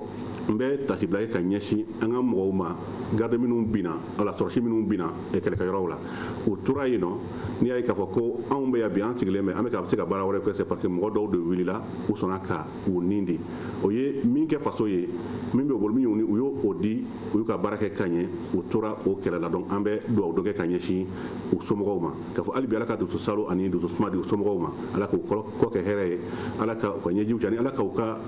ɲɛjiw cɛ ala ka u ka duw jɔlen to ni n bɔra n bɛna n ka nisɔndiya fɔ ka tuguni ne ka fɛn bɛɛ kɛ gardien kɔnɔ depuis denmisɛnninma n taara sɔrɔsiya la n tilala n ka kalan na n bila gardien la donc n ye a siraw bɛɛ taama fo ka na se n bɛ yɔrɔ min na bi a ɲɛmɔgɔya ma donc n bɛ fɛn caman faamu a la ani nisɔndiyalen don kosɛbɛ n'i y'a ye gardiw yɛrɛ bɛ u sen don baara la bi cogo min na tiɲɛna a bɛ ne wasa a bɛ n wasa ani n bɛ foli d'u ma k'a f'u ɲɛna hali bi u ka taa ɲɛ o bɛ baara ɲuman min na u kana to kɔrɛ u kana to k'a f'u ma bi k'u sama sini k'a fɔ k'u zonzan o ye n ka kuma ye k'a lase u ma k'u jija k'a fɔ ko an bɛ u kɔ ani fɛn fɛn bɛ se k'u ka baara nɔgɔya u bolo kɛlɛbonda la an labɛnnen don ka o kow ɲɛnabɔ walasa u ka se ka baara kɛ cogoya bɛnnen na ani jamana ka se ka kunnawolo sɔrɔ degun b'a kan n'o ye terrorisme kɛlɛ in ye siga t'a la ne dara k'a fɔ wagati nataw la aw yɛrɛ bɛ n'a ye an ye baara minnu labɛn walasa ka se ka denmisɛnninw dɛmɛ u ka minɛnw sɔrɔ u ka se k'u ka baara kɛ ka ɲɛ ne dara la k'a fɔ ko o ko bɛna ɲɛnabɔ a tɛmɛ ani kuma o kuma ni an ka kan fana an bɛ taa bɔ denmisɛnninw ye an bɛ taa fara o kan o baara la donc o ye ne ka o kuma jaabi de. Ayiwa nin kun ye gardiya ɲɛmaaba ye Amadu Kamara ale bi an ka maa laban ta halisa an ka munumunu salo kɔnɔna na ka ɲɛsin an ka golomasiri tabaw ma an sera douanew fana ma sabula olu fana finitigilakaw u somaw don sabula u bɛɛ lajɛlen maa kelen u ka maa ɲɛma danga ale fana laseli dɔ kɛ an ka jɛ k'a ɲɛma dɔ fana fɛ. Komi an bɛɛ bɛ baara kɛ Mali de an ka baaraw bɛ taa ɲɔgɔn fɛ parce que naga mɛn i bɛ commerce kɛ i b'a sɔrɔ sécurité de bɛ n'i y'a ye i bɛ se ka sanni feere kɛ n'i y'a ye i bɛ se ka taa sɛnɛ ni fɛnw kɛ i b'a sɔrɔ sécurité de bɛ donc anw bɛ yɔrɔ ni service sécurité bɛ an bolo bɛ ɲɔgɔn bolo an bɛ baara kɛ ɲɔgɔn fɛ choix yɛrɛ t'an na quoi an obligé don ka baara kɛ ɲɔgɔn parce que an bɛɛ bɛ baara la Mali de dan tɛ nisɔndiya la parce que san 60 i bɛ se k'a fɔ jamana ma a ma ca mais koba de don i b'a sɔrɔ o yɛrɛ ka kɔrɔ n'anw yɛrɛ donc ni armée i yɛrɛ ka armée mɔgɔ t'i dɛmɛ i yɛrɛ ka armée de bɛ yen i ka sécurité assurée ah non o kɔni anw content ba de don o ye a tɛ nisɔndiya tɛ se ka tɛmɛ a kan quoi donc an kɔni bɛ armée de fo an bɛ armée fo anw bɛ an fana b'an yɛrɛ considérer i n'a fɔ an bɛ armée la an b'u ka bila la armée ka bila la n'u y'a ɲini kuma o kuma n'an bɛ se ka min kɛ an b'a kɛ inchallah. Ayiwa nin kun ye an ka cɛfini tabaw ka dakuru ɲɛ damadɔw ye ka lase bɛɛ lajɛlen ma i n'a fɔ an kun y'a jira cogo min na jɛmukan kɔnɔ k'a fɔ nɛgɛjuru coupe bɛ labila maaw bɛ se ka weleli kɛ ka sanga ni janvier kalo tile 20 in ye min ni o bɛ tali kɛ Mali surasiya san 60 la o la nɛgɛjuru coupe 20 74 09 17 wali kelen 99 86 10 10 a bɛ se k'o kɔngɔ an bɛ ɲɔgɔn sɔrɔ directement na ayiwa a ka sɛmɛsɛmɛfɔliw bɛ se ka lase ani ka yɛrɛw hakilina fɛnɛ di nka yan'o cɛ an ka cɛkɔrɔba ɲuman Lafiya Kuyate dakurunya damadɔ yanni ka Magali bisimila téléphone na nɛgɛjuru coupe fɛ. Ne bɛ min fɔ comme an bɛ sɔrɔsiw ka sanbɛ de kɛnɛ kan a b'a fɔ ma tubabukan na ko anniversaire 20 janvier 1961 20 janvier 2021 ça fait exactement 60 ans. Autrement dit 720 mois, ce qui fait en tout 21 900 jours. Dans ce sens, ça ça dit qu'on a 100 000 euros kele o kalo fura tile 20 ka bɔ ma kana bila nanzara san ba fila san 20 kilo fana kalo fura tile 20 a bɛ bɛn san 60 ma a kalo bɛ bɛn kalo cɛma 7 kalo 20 ma a tile bɛ bɛn tile 20 kilo tile cɛma 9 ma an bɛ duwawu kɛ fɛn dɔ bɛ yen n bɛ mɔgɔw hakili jugu la maliw k'i hakili t'o la kɛrɛnkɛrɛnya sɔrɔsiw ɔ yanni k'o kɛ dɛ n bɛ faranfasiya dɔ di mɔgɔw ma mɔgɔ caman b'a fɔ ko 20 janvier ko ye armée dilanlen ayi armée malienne dilanna le 1er octobre 1960 octobre novembre décembre janvier 20 janvier moriw ko sɔrɔsiw ma faransi sɔrɔsiw ma k'aw t'an yɛrɛ di génie militaire la armée français ka drapeau bɛ jigin don min na ka Mali dayɛlɛ o don capitaine Jasa Musa Jakite Buguni ale tun bɛ cɛ kunna Mamadi Keita chef d'état-major o tun sera a don donc kuma na sina a bɛɛ sɔrɔsiw ka fête mais armée de Mali o dilanna le 1er octobre 1960 sɔrɔsiw ka bɔ an fɛ ka taa u ka yɔrɔ la moriw ko k'u ka taa a ye ambassadeur wele k'a f'u ye o kɛra le 20 janvier o kuma na sina ni fɛn yɛrɛ bɛ ɲɔgɔn tɛ armée malienne dilanna le 1er octobre 1960 sɔrɔsiw bɔra fɛ yan 20 janvier 1961 o tɛmɛnen kɔ n bɛ a ɲini maliyɛnw bɛɛ fɛ kɛrɛnkɛrɛnnen sɔrɔsiw dɔ bɛ dugawu kɛ jamana nin ye u k'i jija o don la bato don na ka Blaise Sumare mais Blaise Sumare mɔgɔ caman ko wɔlɔfɔ don kaba ala dan ni l'appui la nationalité sénégalaise o t'a kun nationalité fila de b'a bolo française et malienne soudanaise a nana ne taara fɛ ne taara fo ka so kɔnɔ ne daga dumi o don a tun man kɛnɛ a ko kama ne ko i tɛ bi bila ko ko ayi ko ale ye Mali kɔnɔ ka se degré min na Modibo Keyita kɛra ale fɛ ka se degré min na hali n'ale bɛ wunu ma ka da dɔ la a b'o kɔrɔ dɔ dini ka dusu kɔnɔ a kɛra Mali fɛ mais maliyɛn don cogo di a fa o sɛnɛ Sɛgɛla de Sɛgɛla Abideni o ni Kayita ye kilo 40 Sumare sɔrɔ n'a ye de donc maliyɛn don bon a ye fɛn min fɔ ni m'a ɲini maliyɛnw fɛ u k'u hakili t'o la a ye dugawu min kɛ jamana ye a nana journaliste taara ɲininka Fédération Mali éclatement de la dame, ni 19 août 1960, ni muru kira nana, alko be kabulo. Puis journaliste a yinga. Ay kuma min fo. Ni Mali on hakil do kuma na, kera ngana solusu. Pourquoi jamana watawale? Nana sona ko dobe nega juru couper la. Ko dobe yamale ta. Samba bore be ka an wele ni kuma ina. Samba bore ni nyanguma? Allo Samba bore ni nyanguma? Ma anje gorba tawla. Ma kan wele ka bomi? Allo alhamdulillah.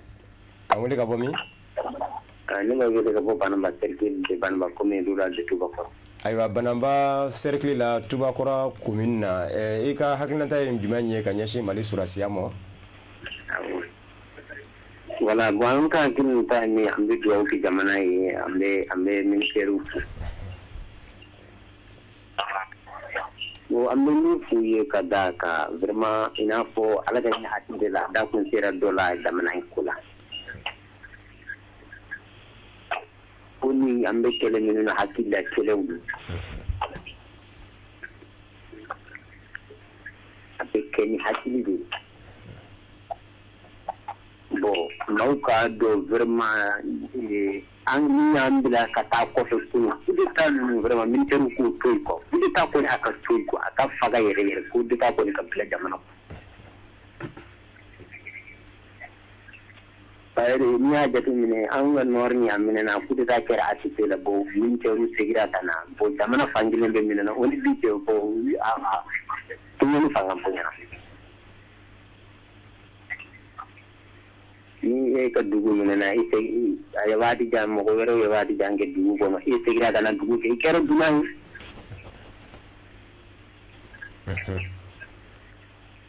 bo vraiment amni fo jamana yi sigi ka fo ka kaya ka damine dula ni dugu ni vere be yoro bela akana ke pila ko bamana ko sura ko marka ko bede ka sigi ka kuma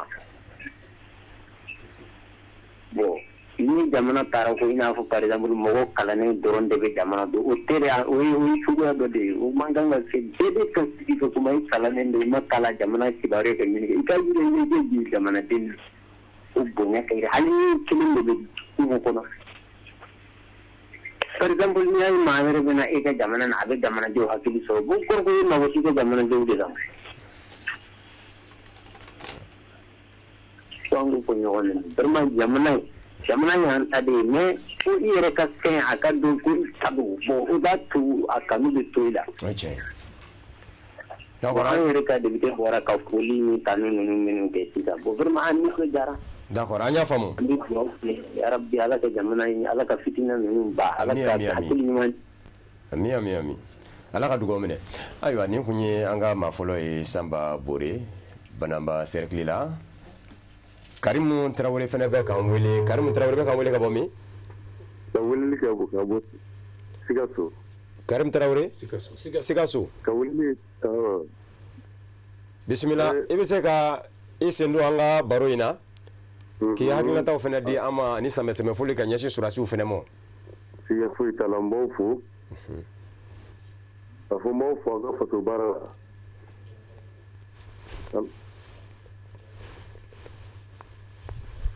ayo mo fu ga fatu bara la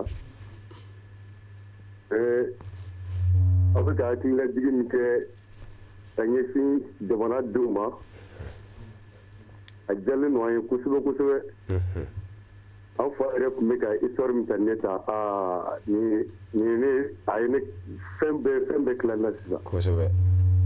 pour que jamana denw bilama jamana kanu bɛ se ka don jamana denw na nin y'a sira belebeleba dɔ ye tiɲɛ yɛrɛ la nin nafa ka bon kojugu aw sɔrɔ de man aywa ani Karim ye ɲɔgɔn bila mɔgɔ wɛrɛ bɛ nɛgɛjuru couper sira kan ok allo Dramane Touré oui i bɛ ka wele ka bɔ Minisu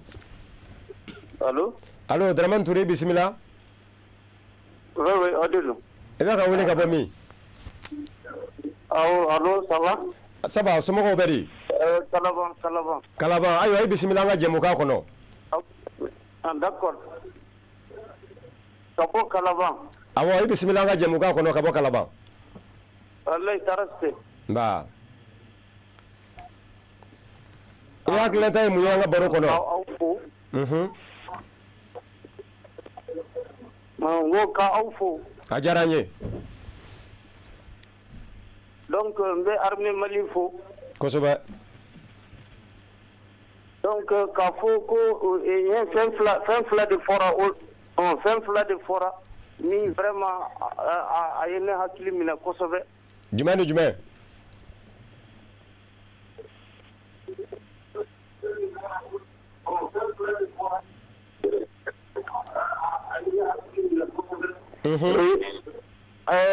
Armée ka dɔgɔtɔrɔso ko.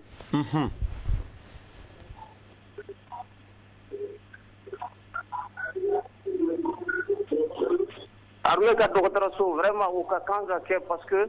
o ye fɛnba de. Kosɛbɛ. Ale ni professeur ye min fɔ ko sardasiw ka ko sɔrɔsiw tacogo. Ale ni professeur ye min fɔ. I n'a fɔ jumɛn? Il faut que recrutement ka se ka kɛ fɔlɔ ka recrutement parce que mɔgɔw tɛ jamana dɔn kosɛbɛ. Recrutement ko. Kosɛbɛ mɔgɔw tacogo.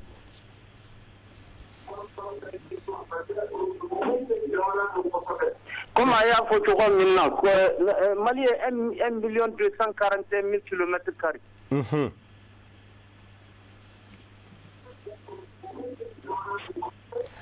Kana fɔ k'i bɛ retour kɔnɔ quoi tɛmɛ ni kuma ye an tulo b'i la.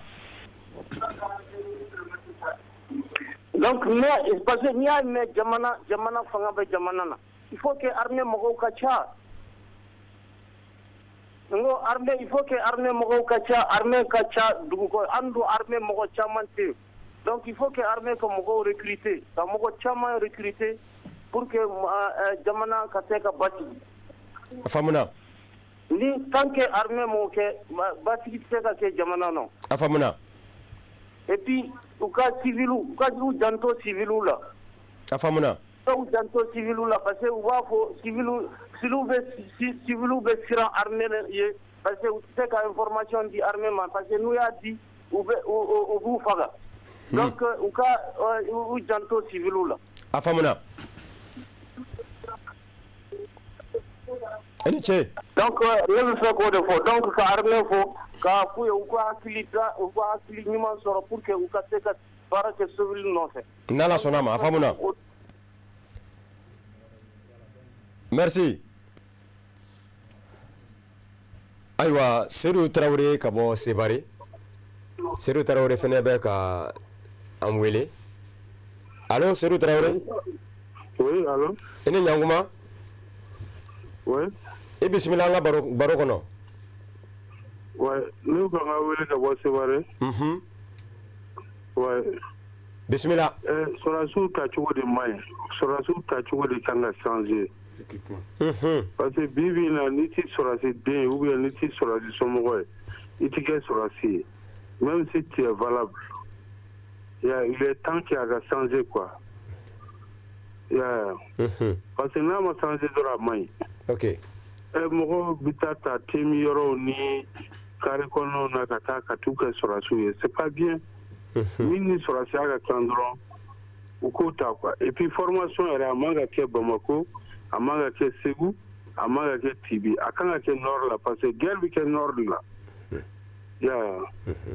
Ni formation taara kɛ Nord la, ou bien hali n'u ma se ka kɛ Gao, n'u b'a kɛ Douentza. O de ka ɲi quoi. 9 mois ka respecter. Ok. C'est ça. N'o ma kɛ dɔrɔn a tɛ ɲɛnabɔ. Voilà. A faamuna. Merci Traoré. Ayiwa Musa Bɛlina Kuluba Musa. Allo. Allo jamu duman. Kɔri baasi t'i la. Allo. Allo. Bisimila jamu duman. Awɔ Kuluba. Kulubakaw bɛ di. Baasi foyi tɛ yen. I bisimila an ka jɛmukan kɔnɔ. Allo. Allo, bisimila an ka jɛmukan kɔnɔ. A diyara n ye. Nba. Ne tɔgɔ Musa Fɔnba. Ayiwa bisimila.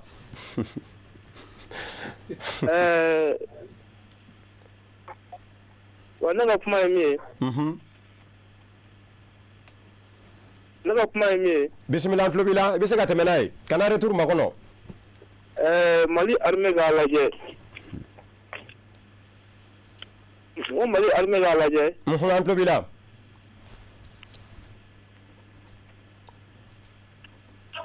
Mali armée k'a lajɛ u ka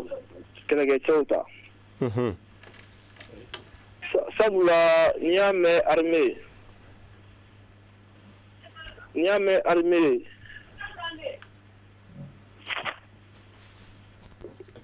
kana retour makɔnɔ ntɔma i bɛ tɛmɛ ni kuma ye a tigɛra.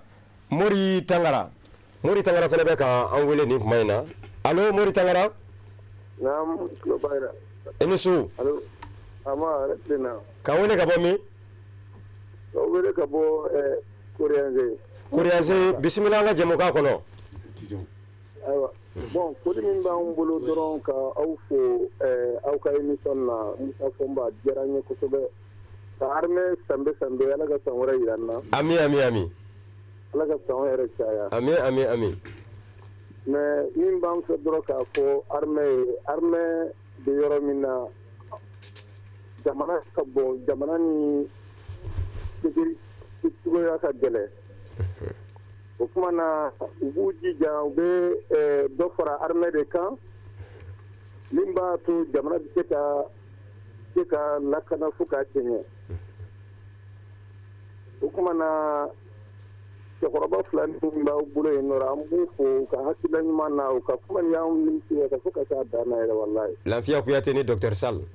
U ka kuma ninnu kuma kolomanbaw de don min bɛ se ka jamana bɛɛ sigi min bɛ se ka jamana kolo suma fo k'a tiɲɛ ni mɔgɔw taara ni mɔgɔkɔrɔba ninnu ka sira fɛ walayi a ka ca Ala fɛ an bɛ se ka hɛrɛ sɔrɔ an ka jamana kɔnɔ. Siga t'a la. O kuma na an ka jamana denw ka ɲɔgɔn lamɛn an ka se ka an bolo fara ɲɔgɔn kan an ka se ka kɛ kelen ye min b'a to jamana in bɛ sigi n'o tɛ an kɔni bɛ yɔrɔ min na an ka jamana na an sɛgɛnnen don dɛ. Sɛgɛnnen don. O kuma na foli de ye nin ye an bɛ Ala ka san wɛrɛ yira n'Ala ka san wɛrɛ caya ni silamɛw. Ami. Ala ka karamɔgɔ mɛn an kɔrɔ Ala ka seli nin yɛrɛ baarakɛlaw Alahu taala k'u dɛmɛ ni hɛrɛ ye. Ami. Ala ka aw fana t'an kɔrɔ. Amina yarabi. Wa alaikum salam wa rahmatullah. Ayiwa ni kun ye an balimakɛ ye fɔ Kuriyanze Moti mara la. Ayiwa ni dakurunya filaw minnu bɛ se ka sɔrɔ Dr Sall. Bon, c'est-à-dire que ne bɛ mun fɔ Maliens ni Maliennes ye. Mali kunnadiyaba de b'an bolo parce que fɛn bɛ sɔrɔ siya la bi ni 4 y'a mɛn ko général don colonel major don u kalannen don. Anw ye école ba minnu kɛ u fana y'o ɲɔgɔn école baw de kɛ. Ne yɛrɛ bɛ caman dɔw la u taara u ka formation kɛ académie mun na o de kɛra fɔlɔw ye n'a bɛ wele tubabukan na major u ka classe la u ka cɛw la. Donc ni maa kalannenw bɛ aw ka armée kɔnɔ fo ka se nin hauteur la ne hakili la an kan ka mun kɛ an ka da ɲɔgɔn na fɔlɔ parce que diplôme kalan ni kodɔn tɛ kelen ye n dun bɛ kan k'o de fɔ kɔrɔ ye yan'an ka don salle kɔnɔ a bɛ kan ka bon aw de bɛ kodɔn ne ko ne tɛ kodɔn non ne tɛ kodɔn mais n kalannen don parce que n b'a f'i ye n ka doctorat bɛ n bolo tout ça n kalannen don parce que kalan ani kodɔn tɛ kelen ye kodɔn ye mun ye i ladamu cogo i mara cogo ni Ala b'i sɔn e b'i majigi de a b'i sɔn tuma dɔ e b'i majigi mais n'a b'i sɔn e b'a fɔ k'i bɛ yɛlɛn masa a bɛ hakɛ to o yɛrɛ sanfɛ a bɛ kojugu k'i la donc an filɛ cogo di an n'an ka sɔrɔsiw u kalannen don caman fana bolo u bɛ kodɔn ani minnu fana kalannen don n'u bɛ kodɔn u bɛ se k'u bolo di ɲɔgɔn ma cogo di pour i ye faamu ka taa ɲa Modibo ma fɛn wɛrɛ fɔ n ye n ka papier kɔrɔw dɔw lajɛ Modibo ye mun fɔ en 64 le 20 janvier 1964 Faites de l'armée. À quoi il ne faut pas dénier à ces éléments constitutifs, c'est-à-dire à l'armée, le droit de citoyen de la République du Mali. Le droit de citoyen en 64. À quoi en faisant au discours que mais pour nous, les pionniers de l'indépendance du Mali, le départ de ces bases étrangères était la consécration effective de notre indépendance nationale. Quand on a une photo ou bon anga jamana kono qu'elle était manquante kaira d'amba fait quand elle est en reba fait quand jamana do manquant ko de qu'est-ce ça akakuma folo dakurunya folo il faut mingala akadokena folo ko qu'il faut pas dénier à ces éléments constitutifs que constitue l'armée le droit de citoyen de la République du Mali. C'est-à-dire que Mali digna Mali surasi ka Mali digna manga kumania amu. Voilà. Hake manga kumania. Moi des fois mouvement bonjo ngona nenu beri atelier oni journée de leadership ko am bara manke. Mais ata woyo ka bokene kan parce que domaine de nous a ko maganga woyo amaganga bokene. Ni karamaden kanga mo sutra ka jamana kono oyaka surasi. Parce qu'à Befort dans nos pays là aujourd'hui, c'est la seule force organisée, structurée et hiérarchisée. À quel nous organiser nous structurer nous c'est la cotonyon tala. Donc il faut que je pense que quand moi nous à nous be codon en camp boulot de parce que jamana un problème est mouillé. Il ne faut pas les chefferies d'État. Il ne faut pas que Elitou, comme chef ou comme prince. Il faut massacrer. Il faut massacrer. Mumboke, parce que ma kalané, kado, bon, kado, mais mon me kodon, au fona kono, au fona kado. Ben mon ma kala au kacha, mais mon me kodon au kacha en kosové, mais on a massé gagnon. D'accord. Ousmane Koulibaly va encore couper là. D'accord. Ousmane Koulibaly ni Nyanguma. Allô Ousmane Koulibaly. Ousmane Koulibaly. Allô. Ansou. Mansou sumo bedi. Lo Ansou. Ma Koulibaly ka wele ka bomi. Ma ka wele ka bona faji. Nafaji bismillah nga jemuka kono. Vous êtes sûr? Basti amalaton. Maka wele ka bo bangonna. Alhamdulillah, ami la sahoma. Munu me sirkula barala ma fo ko kada. Kaka invité nunu fo anga magoro nunu ami billah suma. Ka fo we haklina munu fo shuna ema aya on demsenu aya anakunu kosobe. Bon baka kibara munun dini alhamdulillah anya famu anya dongo jamali histoire ko baw de ba ala bon mission modèle de ba to amme beaucoup chaman kanama vraiment chirfu la mi foli la saoma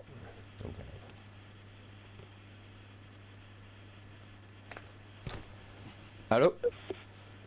o kama dongo amme mun fo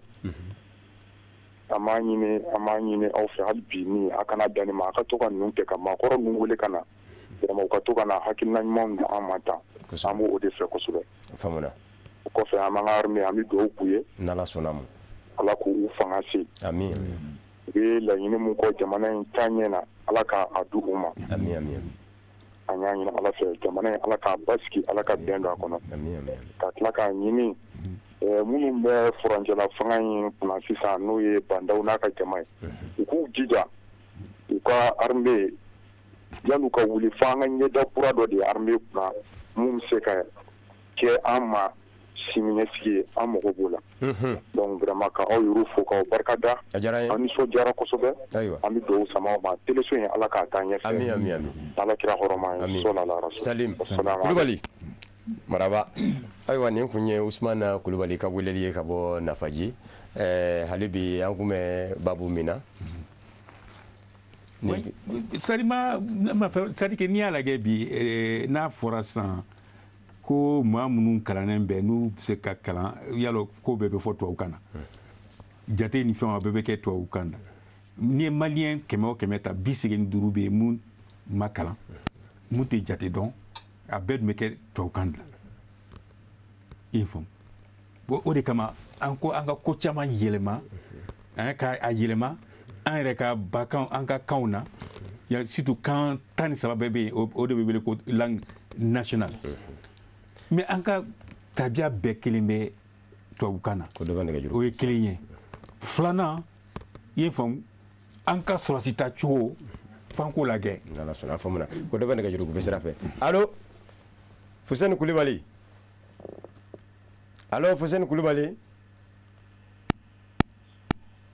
allo Ansu ene ɲankuma allo Fuseni Kulibali ani ɲankuma Umar Bilorero. Allo, bismillah. Kawo Kucala. E tɔgɔ Fuseni Kulibali do wa? Gindo. Umar Gindo. Umar Gindo. Ka bɔ Kucala. Aya, bismillah an ka jɛmukan kɔnɔ. Bon, ne hakilina kɔni ye min ye. Sani an ka comme na fɛngɛ kɛlɛ il faut que fanga jɛ ka kɛ kelen ye wa. N'an fanga fara ɲɔgɔn kan o la an bɛ fanga sɔrɔ quoi. Siga t'a la kɔnɔkulu jɛlen bɛ bi fɔ. N'i ma ɲɛ k'i bɛ mɔgɔ wɛrɛ kɛlɛ fo a yɛrɛ ka bɛn fɔlɔ de quoi. O ye tiɲɛ ye.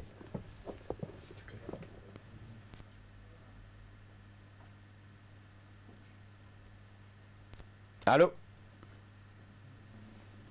Gindo. Allo.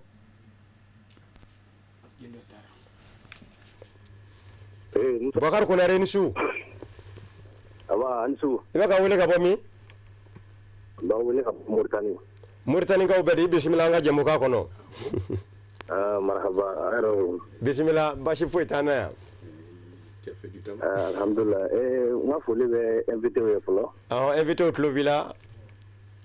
Ka se i yɛrɛ ma ni i jɛɲɔgɔnkɛ. N'Ala sɔnna Amadu Kamara colonel major. Voilà. Débat min y'aw bolo nin ye. Vraiment débat nafamaba de don. An bɛ min fɔ an ka maakɔrɔ ninnu ye. Hakilina mun b'a la ka ɲɛsin denmisɛnw ma ɲɛ ye. Ko an k'a minɛ ni ba ye. Jamana in vraiment an bɛ yɔrɔ min na ko sisan jamana in a ɲagamilen don. Kɛra. Mais an k'an jigi sɛmɛ Ala la. N'Ala sɔnna ma. An bɛ Ala deli su ani tile a ka Mali in kunna wolo a ka Mali bɔ bolo rɔ. Ami. Ko kɔnɔkulu jɛlen de bɛ bi fɔ malidenw fɛnɛ an bɛɛ lajɛlen an ka lajɛ ka don da kelen fɛ ka bɔ da kelen fɛ. N'Ala sɔnna ma. An ka maakɔrɔw lamɛn. Bolokɔnden kelen o tɛ bɛlɛ ta dɛ. Siga tɛ o. An bɛ an ka serifukɛ fɛnɛ fo. Ale tɛ ka sigi wulikajɔ min na hali bi Ala ka a mɛn an kɔrɔ. Bani n'Ala sɔnna ma. Ala ka teleso baarakɛlaw bɛɛ lajɛlen Ala ka si ni kɛnɛya da u bɛɛ lajɛlen ma. Ami. Ka tila tuguni ka dugawu kɛ yarabi Ala ka malidenw Ala ka kuma kɛ Mali kɛlɛ in fura ye. Ami. Ala ka an bɛɛ lajɛlen don da kelen fɛ ka bɔ da kelen fɛ. Ami. Tiɲɛ yɛrɛ la an minnu bɛ kɔfɛ vraiment n'i y'i sigi ka action dɔw lajɛ Mali kunna maloyara ko don. Mais ni Ala ye fɛn o fɛn da maninfin bɔgɔ la i tɛ sa k'a sɔrɔ i ma tɛmɛ sira fɛ. Ni Ala ye ni lajarabi se Mali ma mais a lajarabi wulibaa o ye Ala ye an ka Ala deli Ala ka lajarabi wuli ka bɔ Mali kan. Amina yarabi. Yarabi maliden min bɛ kɔnɔna na ni min bɛ kɔ kan bɛɛ ŋaniya ye kelen ye Ala ka Mali in kɛ maliden bɛɛ jarajɛlen sago ye. Ami. An bɛ dugawu kɛ fɛnɛ armée yarabi Ala ka armée Ala ka kana o lakana. Amina yarabi. Ala ka Mali tafaga ala k'a di bɛɛ lajɛlen ma. Amina ya rabi. U bɛ gɛlɛya min kɔnɔ ye u bɛ kɛlɛ min kɔnɔ ye Mali ma dɔɔnin ye mais Mali a kɛlɛ in wulibaa o ye ala ye ala k'a se di armée ma. Ami ami ami. Yana dugutigi fɛn o fɛn y'a bila ŋaniya na k'a fɔ ko Mali ka baara jɛ o tigi yɛrɛ ka bin a dingɛ na. Amina ya rabi. O foli de tun ka k'aw la. Ami. Ala ka to ka ɲɛmalo a ma. Ala ka dugawu minɛ. Ayiwa. Kulubalikɛ allo allo Kulubali ko bilama allo an sumsa foma allo ila ba be woro sa Kulubali ko allo asumo be din torase tɔgɔ duman Fuseni Kulubali ka wele ka bɔ min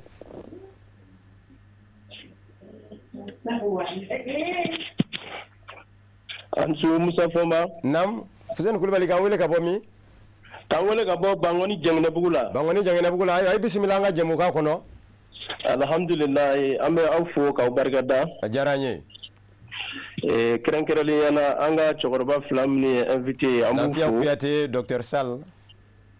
Voilà, kɛrɛnkɛrɛnnenya an ka foli bɛ ɲɛsin Sall de ma. An ye nafabaw sɔrɔ a ka kumaw la. An bɛ dugawu kɛ Maliba in ye ala ka Mali sabati ala ka Mali suma. Amin. Nka anw ye jateminɛ min sɔrɔ Mali sɔrɔsiya tacogo la an tun bɛ fɛ ka hakilina fila fɔ o la. Bisimila. An kɔni y'a ye recrutement tacogo de bi an ka ɲɛmɔgɔw jɛ dɔɔnin parce que a ka ca la u b'a bɛɛ kɛ Bamakɔkaw ni dugubakɔnɔmɔgɔw ye. K'a sɔrɔ sɔrɔsiya yɛrɛ baara fanba bɛ burusi kɔnɔnaw de la n'u bɛ se ka recrutement ta burusi kɔnɔdenw yɛrɛ de la ka olu former k'u bila kɛlɛdaga la a ka ca la olu bɛ se ka jɔyɔrɔ dɔw fa. N'o kɛra gɛlɛya min bɛ an da la n'o ye ni ɲɛmɔgɔ min bilala poste min na nafoloko nata don o lamuruti ka Mali janfa o bɛ dɔgɔya. Hakilina min kɔni tun bɛ anw na ka di ɲɛmɔgɔ ma o de ye nin ye an bɛ serifula baarakɛla bɛɛ fo ka aw yɛrɛ jamakantigiw bɛɛ fo a diyara an ye an b'a fɔ sankura hɛrɛ ala k'a jira an na ami ami kisi ala ka malidenw kisi ala ka kan bɛn sɔli ala rasul wasalim ala ka dugawu minɛ Kulubali ayiwa nin kun ye maa damadɔw ye an sera ka minnu ka hakilinataw sɔrɔ Amadu Kamara ka lase bɛɛ lajɛlen ma ka sanga ni an ka jɛmukan kɛrɛnkɛrɛnnen ye min sigira sen kan ka ɲɛsin Mali surasiya ma san 60 sɔrɔli ɲɛnamaya la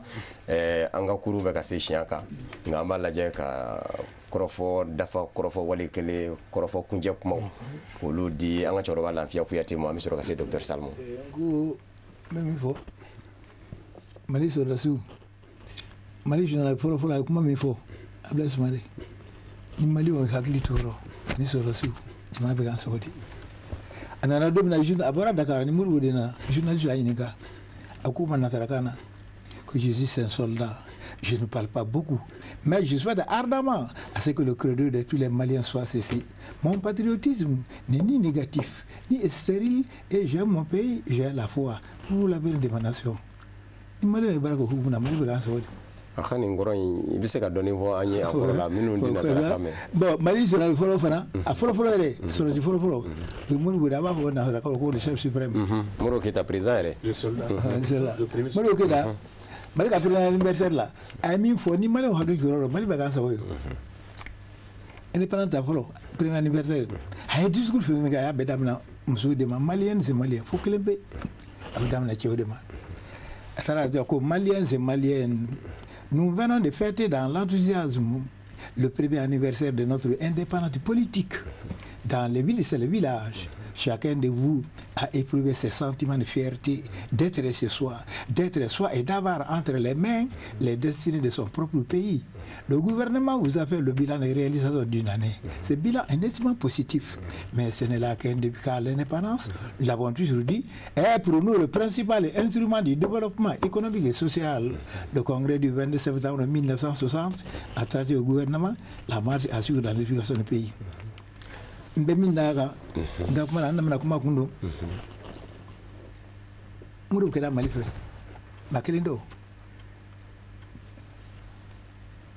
ka cɛkɔrɔbaw bɛ min fɔ ani denmisɛnnin hakilimaw bɛ min fɔ n'a tugun'o kɔ Mali bɛ ka sɔgɔ di mais min ye denmisɛnninw ta cogo di il faut a bɛ ka ye mais mɔgɔw bɛ mun fɔ ko n'i bɛ denmisɛnnin na ka kɛ mɔgɔ ɲuman de mɔgɔ ɲuman min y'an bolo jogo ɲuman bɛ mɔgɔ min na o tuma o yɔrɔ la n bɛ weleli dɔ bila n bɛ n profite k'an to a ka teli la ka weleli dɔ bila maliyɛn bɛɛ ma fɔlɔ bi o ko an denw tiɲɛna mara bɔra so kɔnɔ tiɲɛ don a taara kɛnɛma tiɲɛ don k'a ka sigi so kɔnɔ tiɲɛ don mɛ a k'a ka sigi so kɔnɔ cogo di maa ma n'i si bɛ san 50 bɔ yan Mali kɔnɔ yan n'i ma tibili kɛ i b'a ye ɲɔ soso i y'a kɛ Morikana da ye o tuma ne bɛ min ɲini denmisɛnninw fɛ o ye nin yɔrɔ ye mɔgɔkɔrɔbaw kɛrɛnkɛrɛnɲɛna an ka ɲɛ don denmisɛnninw dɔ nka mɔgɔ wɔɔrɔ de tun bɛ denmisɛnnin lamɔ n'i ye fɛn kɛ n'a ma bɛn i ba b'i lali n'i ma dabila i ba b'i bugɔ n'i ma dabila i fa b'i lali n'i ma labila i fa b'i bugɔ n'i ma dabila i fa b'i kɔrɔw bila k'i mina n'i ma dabila da ye saliden e bɛ se ka nin kɛ o cɛkɔrɔba b'i bugɔ a laban i timidɔn bɛɛ da kan o t'i dɔn ni jogo hali dɔnfin na bɔ maliyɛn dɔnfin tɛ ye dɛ e tɛ fabaden n'i ma dabila cɛkɔrɔba b'i wele n tɛ taa woro sa i ka na di yan n'i nana yan a b'i ta i tɛgɛ ma bɛɛ fin ne ka mana ban n'i sera l'école la i bɛ tɛ ten bon ane mu den min bɛ i fa b'i bugɔ i ba b'i bugɔ i kɔrɔ b'i bugɔ sigiɲɔgɔn b'i bugɔ cɛnɛma mɔgɔ ɲuman b'i bugɔ o bɛ tilen o mais sisan n'i magana min den na o bɛ wele polisi la n'i wele polisi la hali o den bɛ na kɔlɔn kɔnɔ i t'a la bɔ Mali den bɛ an bɛɛ den don n bɛ ka denmisɛnninw lamɔ ni jogo ɲuman donn'o la sigirɛti min b'a dabila interrogatoire fɛn u bɛ sɛbɛsen la ni min don armée na n bɛ sɛbɛsen kɔnɔ kuma dɔ suɲɛ an bɛ dugawu kɛ minnu tora kɛlɛ dɔ a k'u kaburu nɔrɔ o taara faso ko dɔ Rasulu ko ka kɛ faso o ye limana dɔ de ye ala k'u kaburu nɔrɔ ka laban ko ɲuman d'a ma mun bɛ ala ka sinikɛla la ala ka Mali kisi banajugu ma jamana kɔnɔ ala ka se kɔlɔlɔ ma kila bakana ale hɔrɔma sɔli yɛrɛ mahodi ne yɛrɛ jeli o ni 20 janvier tɛ kelen n jatigi bɛɛ fo ala sogo so ala ka laban ko ɲuman d'a ma ala ka hɛrɛ o kila ka ne ko sɔli yɛrɛ mahodi bɛ yafa ma ala sɔnna ma Modibo Keyita ka kuma nazarakan na bakuruba la a ko bɛɛ lajɛlen jɛra ka san kelen nisɔndiya kɛ dugu misɛnw ni dugubaw la wa baara min kɛra san kelen fɛnɛ kɔnɔ baara ɲumanbaw de kɛra nka sira dɔ de tile de don min kan ka minɛ n'o bɛ taa bange ɲɛta kun dɔ wɛrɛ ye kɔnkɛrɛ senfɛ ni o ye ɲɔgɔnkunbɛ kɛnɛba dɔ ye jamana ɲɛmɔgɔw ka ɲɔgɔnkunbɛba an sera ka min sɔrɔ a bamanankan na mana i ka tubabu kan jɛ ɲina o ye nin ye ayiwa Docteur Sall kuma fila kuma saba comme ne ni dugutigiw bɛ baara kɛ kosɛbɛ ni dugutigiw bɛ baara kɛ donc n'i y'a ye ne ni dugutigiw bɛ baara kɛ ni cɛkɔrɔbaw bɛ baara kɛ minnu fana si ka kɔrɔ ne parce que n b'a fɛ ka fɛn caman dɔn ka fɛn caman faamu a bɛ fɔ ko cɛkɔrɔba sigilen bɛ mun ye denmisɛnnin jɔlen ta ye siga t'o la kelen b'u la a bɛ Bamakɔ yɛrɛ dugutigi de don a bɛ Bamakɔ quartier dɔ la ale dun bɛ Modibo Keyita ka secrétariat la parce que Modibo Keyita dun ye président de la République et chef de l'État mais maire de Bamako de dun don Bamako maire de dun a dun bɛ jigin juma o juma mɔgɔw bɛ taa ka t'u kunko ni fɛnw f'a ye n ka cɛkɔrɔba in ko ye n kɔrɔ de fana don a ko ye ko don dɔ la u sigilen bɛ ko Modibo Keyita yɛrɛ bɔra ka bureau kɔnɔ ka n'i jɔ olu bɛɛ bɛ sigilen secrétaire k'ale ma fɛn dɔ faamu ko i ma mun faamu monsieur le maire k'aw ɲɛ bɛ maa maa bɛ na audience t'an fɛ a bɛɛ bɛ na yɛrɛ de kunko la a si tɛ na Mali kunko la ayiwa mais bi bɛɛ ko n yɛrɛ kunko maa si tɛ taa Mali kunko la donc k'a dɔn k'a fɔ problème mun don a koronna de Modibo y'a fɔ ten Modibo y'a kɛ ten Modibo y'a fɔ ten mais Modibo yɛrɛ n t'a dɔn a b'a ko kɛ cogo min Mali ko kɛ cogo min parce que ni maa ma nana n den ma baara sɔrɔ tɔli tɛ n ka so kɔnɔ n b'a fɛ ka taa ɲɔ san mais maa si tɛ na Mali ko la donc an ka segin faso ko Mali ko ça c'est extrêmement important donc bɛɛ ka a yɛrɛ ko to yen an ka baara kɛ ka taa Mali ko la donc il faut que bibi na ala ye fanga ta ka kalifa sɔrɔsiw de la parce que ala tɛ fanga di dɛ a b'a kalifa de n'a ka d'a ye don min a b'a minɛ hali hadamaden a bɛ fiɲɛ kalifa de la oxygène a b'a kalifa i la n'a ka d'a ye don min a b'a minɛ donc kalifa de don vraiment baraka ke malion beka seka ñomna an kana lage politico an kana lage commerçant ko an kana lage entrepreneur ko an bɛɛ de malien an ka ɲini ka bɛn filanan aw ye nin baara min kɛ bi nin ye baaraba de parce que an filɛ ka mun ye sisan n'an ka chef d'état major n'an ka sɔrɔdasiw kumana ten i ta ye jamana bɛɛ kɔnɔ dɛ o kɔrɔ que an ka jamana in mɔgɔw b'a ɲɛna k'a fɔ an tɛ kan ka avancer mais en réalité an bɛ kan ka avancer donc ka autorité transition autorité mɔgɔw fo sɔrɔdasi minnu n'u kumara k'u fo k'u waleɲuman dɔn an kan ka nin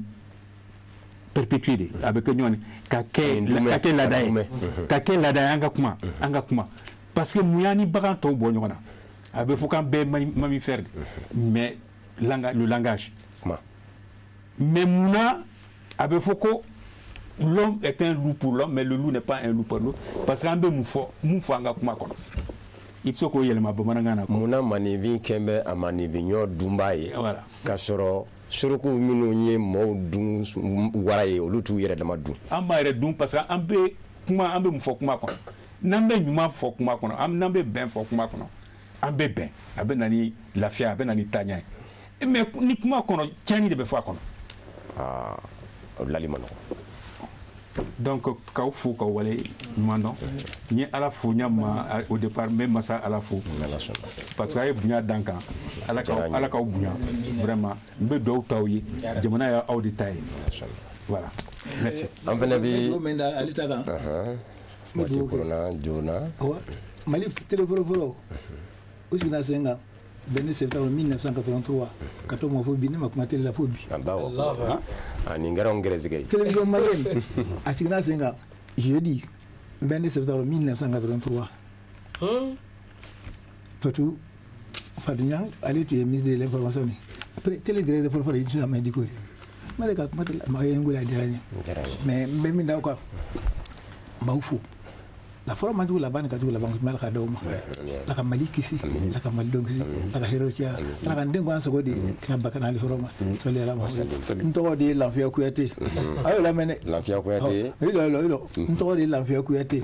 n fa tɔgɔ Namori Kuyate n ba tɔgɔ Saran Kuyate n muso fɔlɔ tɔgɔ Aminata Kuyate n muso filanan tɔgɔ Fatumata Kuyate Kuyate de ye manden jeliw de ye n muso fɔlɔ a ka di a tɔgɔ de ko Fatumata mais ne b'a wele ko fa jeli bɛ ka sɔli ala ma ayiwa an fana bɛ aw fo ka waleɲuman dɔn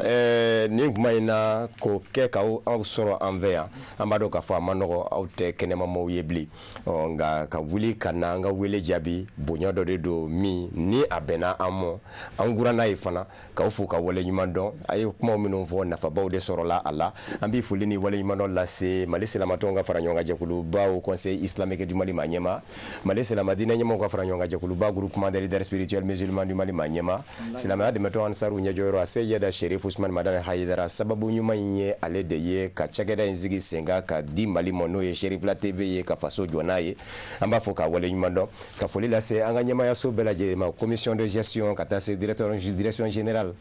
ani ayiwa responsable technique an bɛ bɛɛ fo ani an yɛrɛ ka technicien minnu tun bɛ yan ka daminɛ réalisation na minnu bɛ ka kolonninw pousser minnu da ye ka a goye fa dɔw fɛ an bɛ réalisation jama bɛɛ fo k'u waleɲuman dɔn ka monteur fana fo bawo olu de ye jaw ni kumakanw fara ɲɔgɔn kan an ka ɲininikɛla min fana taara kɛnɛ kan surasiw ni ɲɔgɔn cɛ colonel major Amadou Kamara an bɛ fo k'i waleɲuman dɔn baara fana ɲɛna ka bɛɛ fo ka bɛɛ waleɲuman dɔn ka da tulo kan ka fɔ baro bɛ kunjɛ nin yɔrɔ in na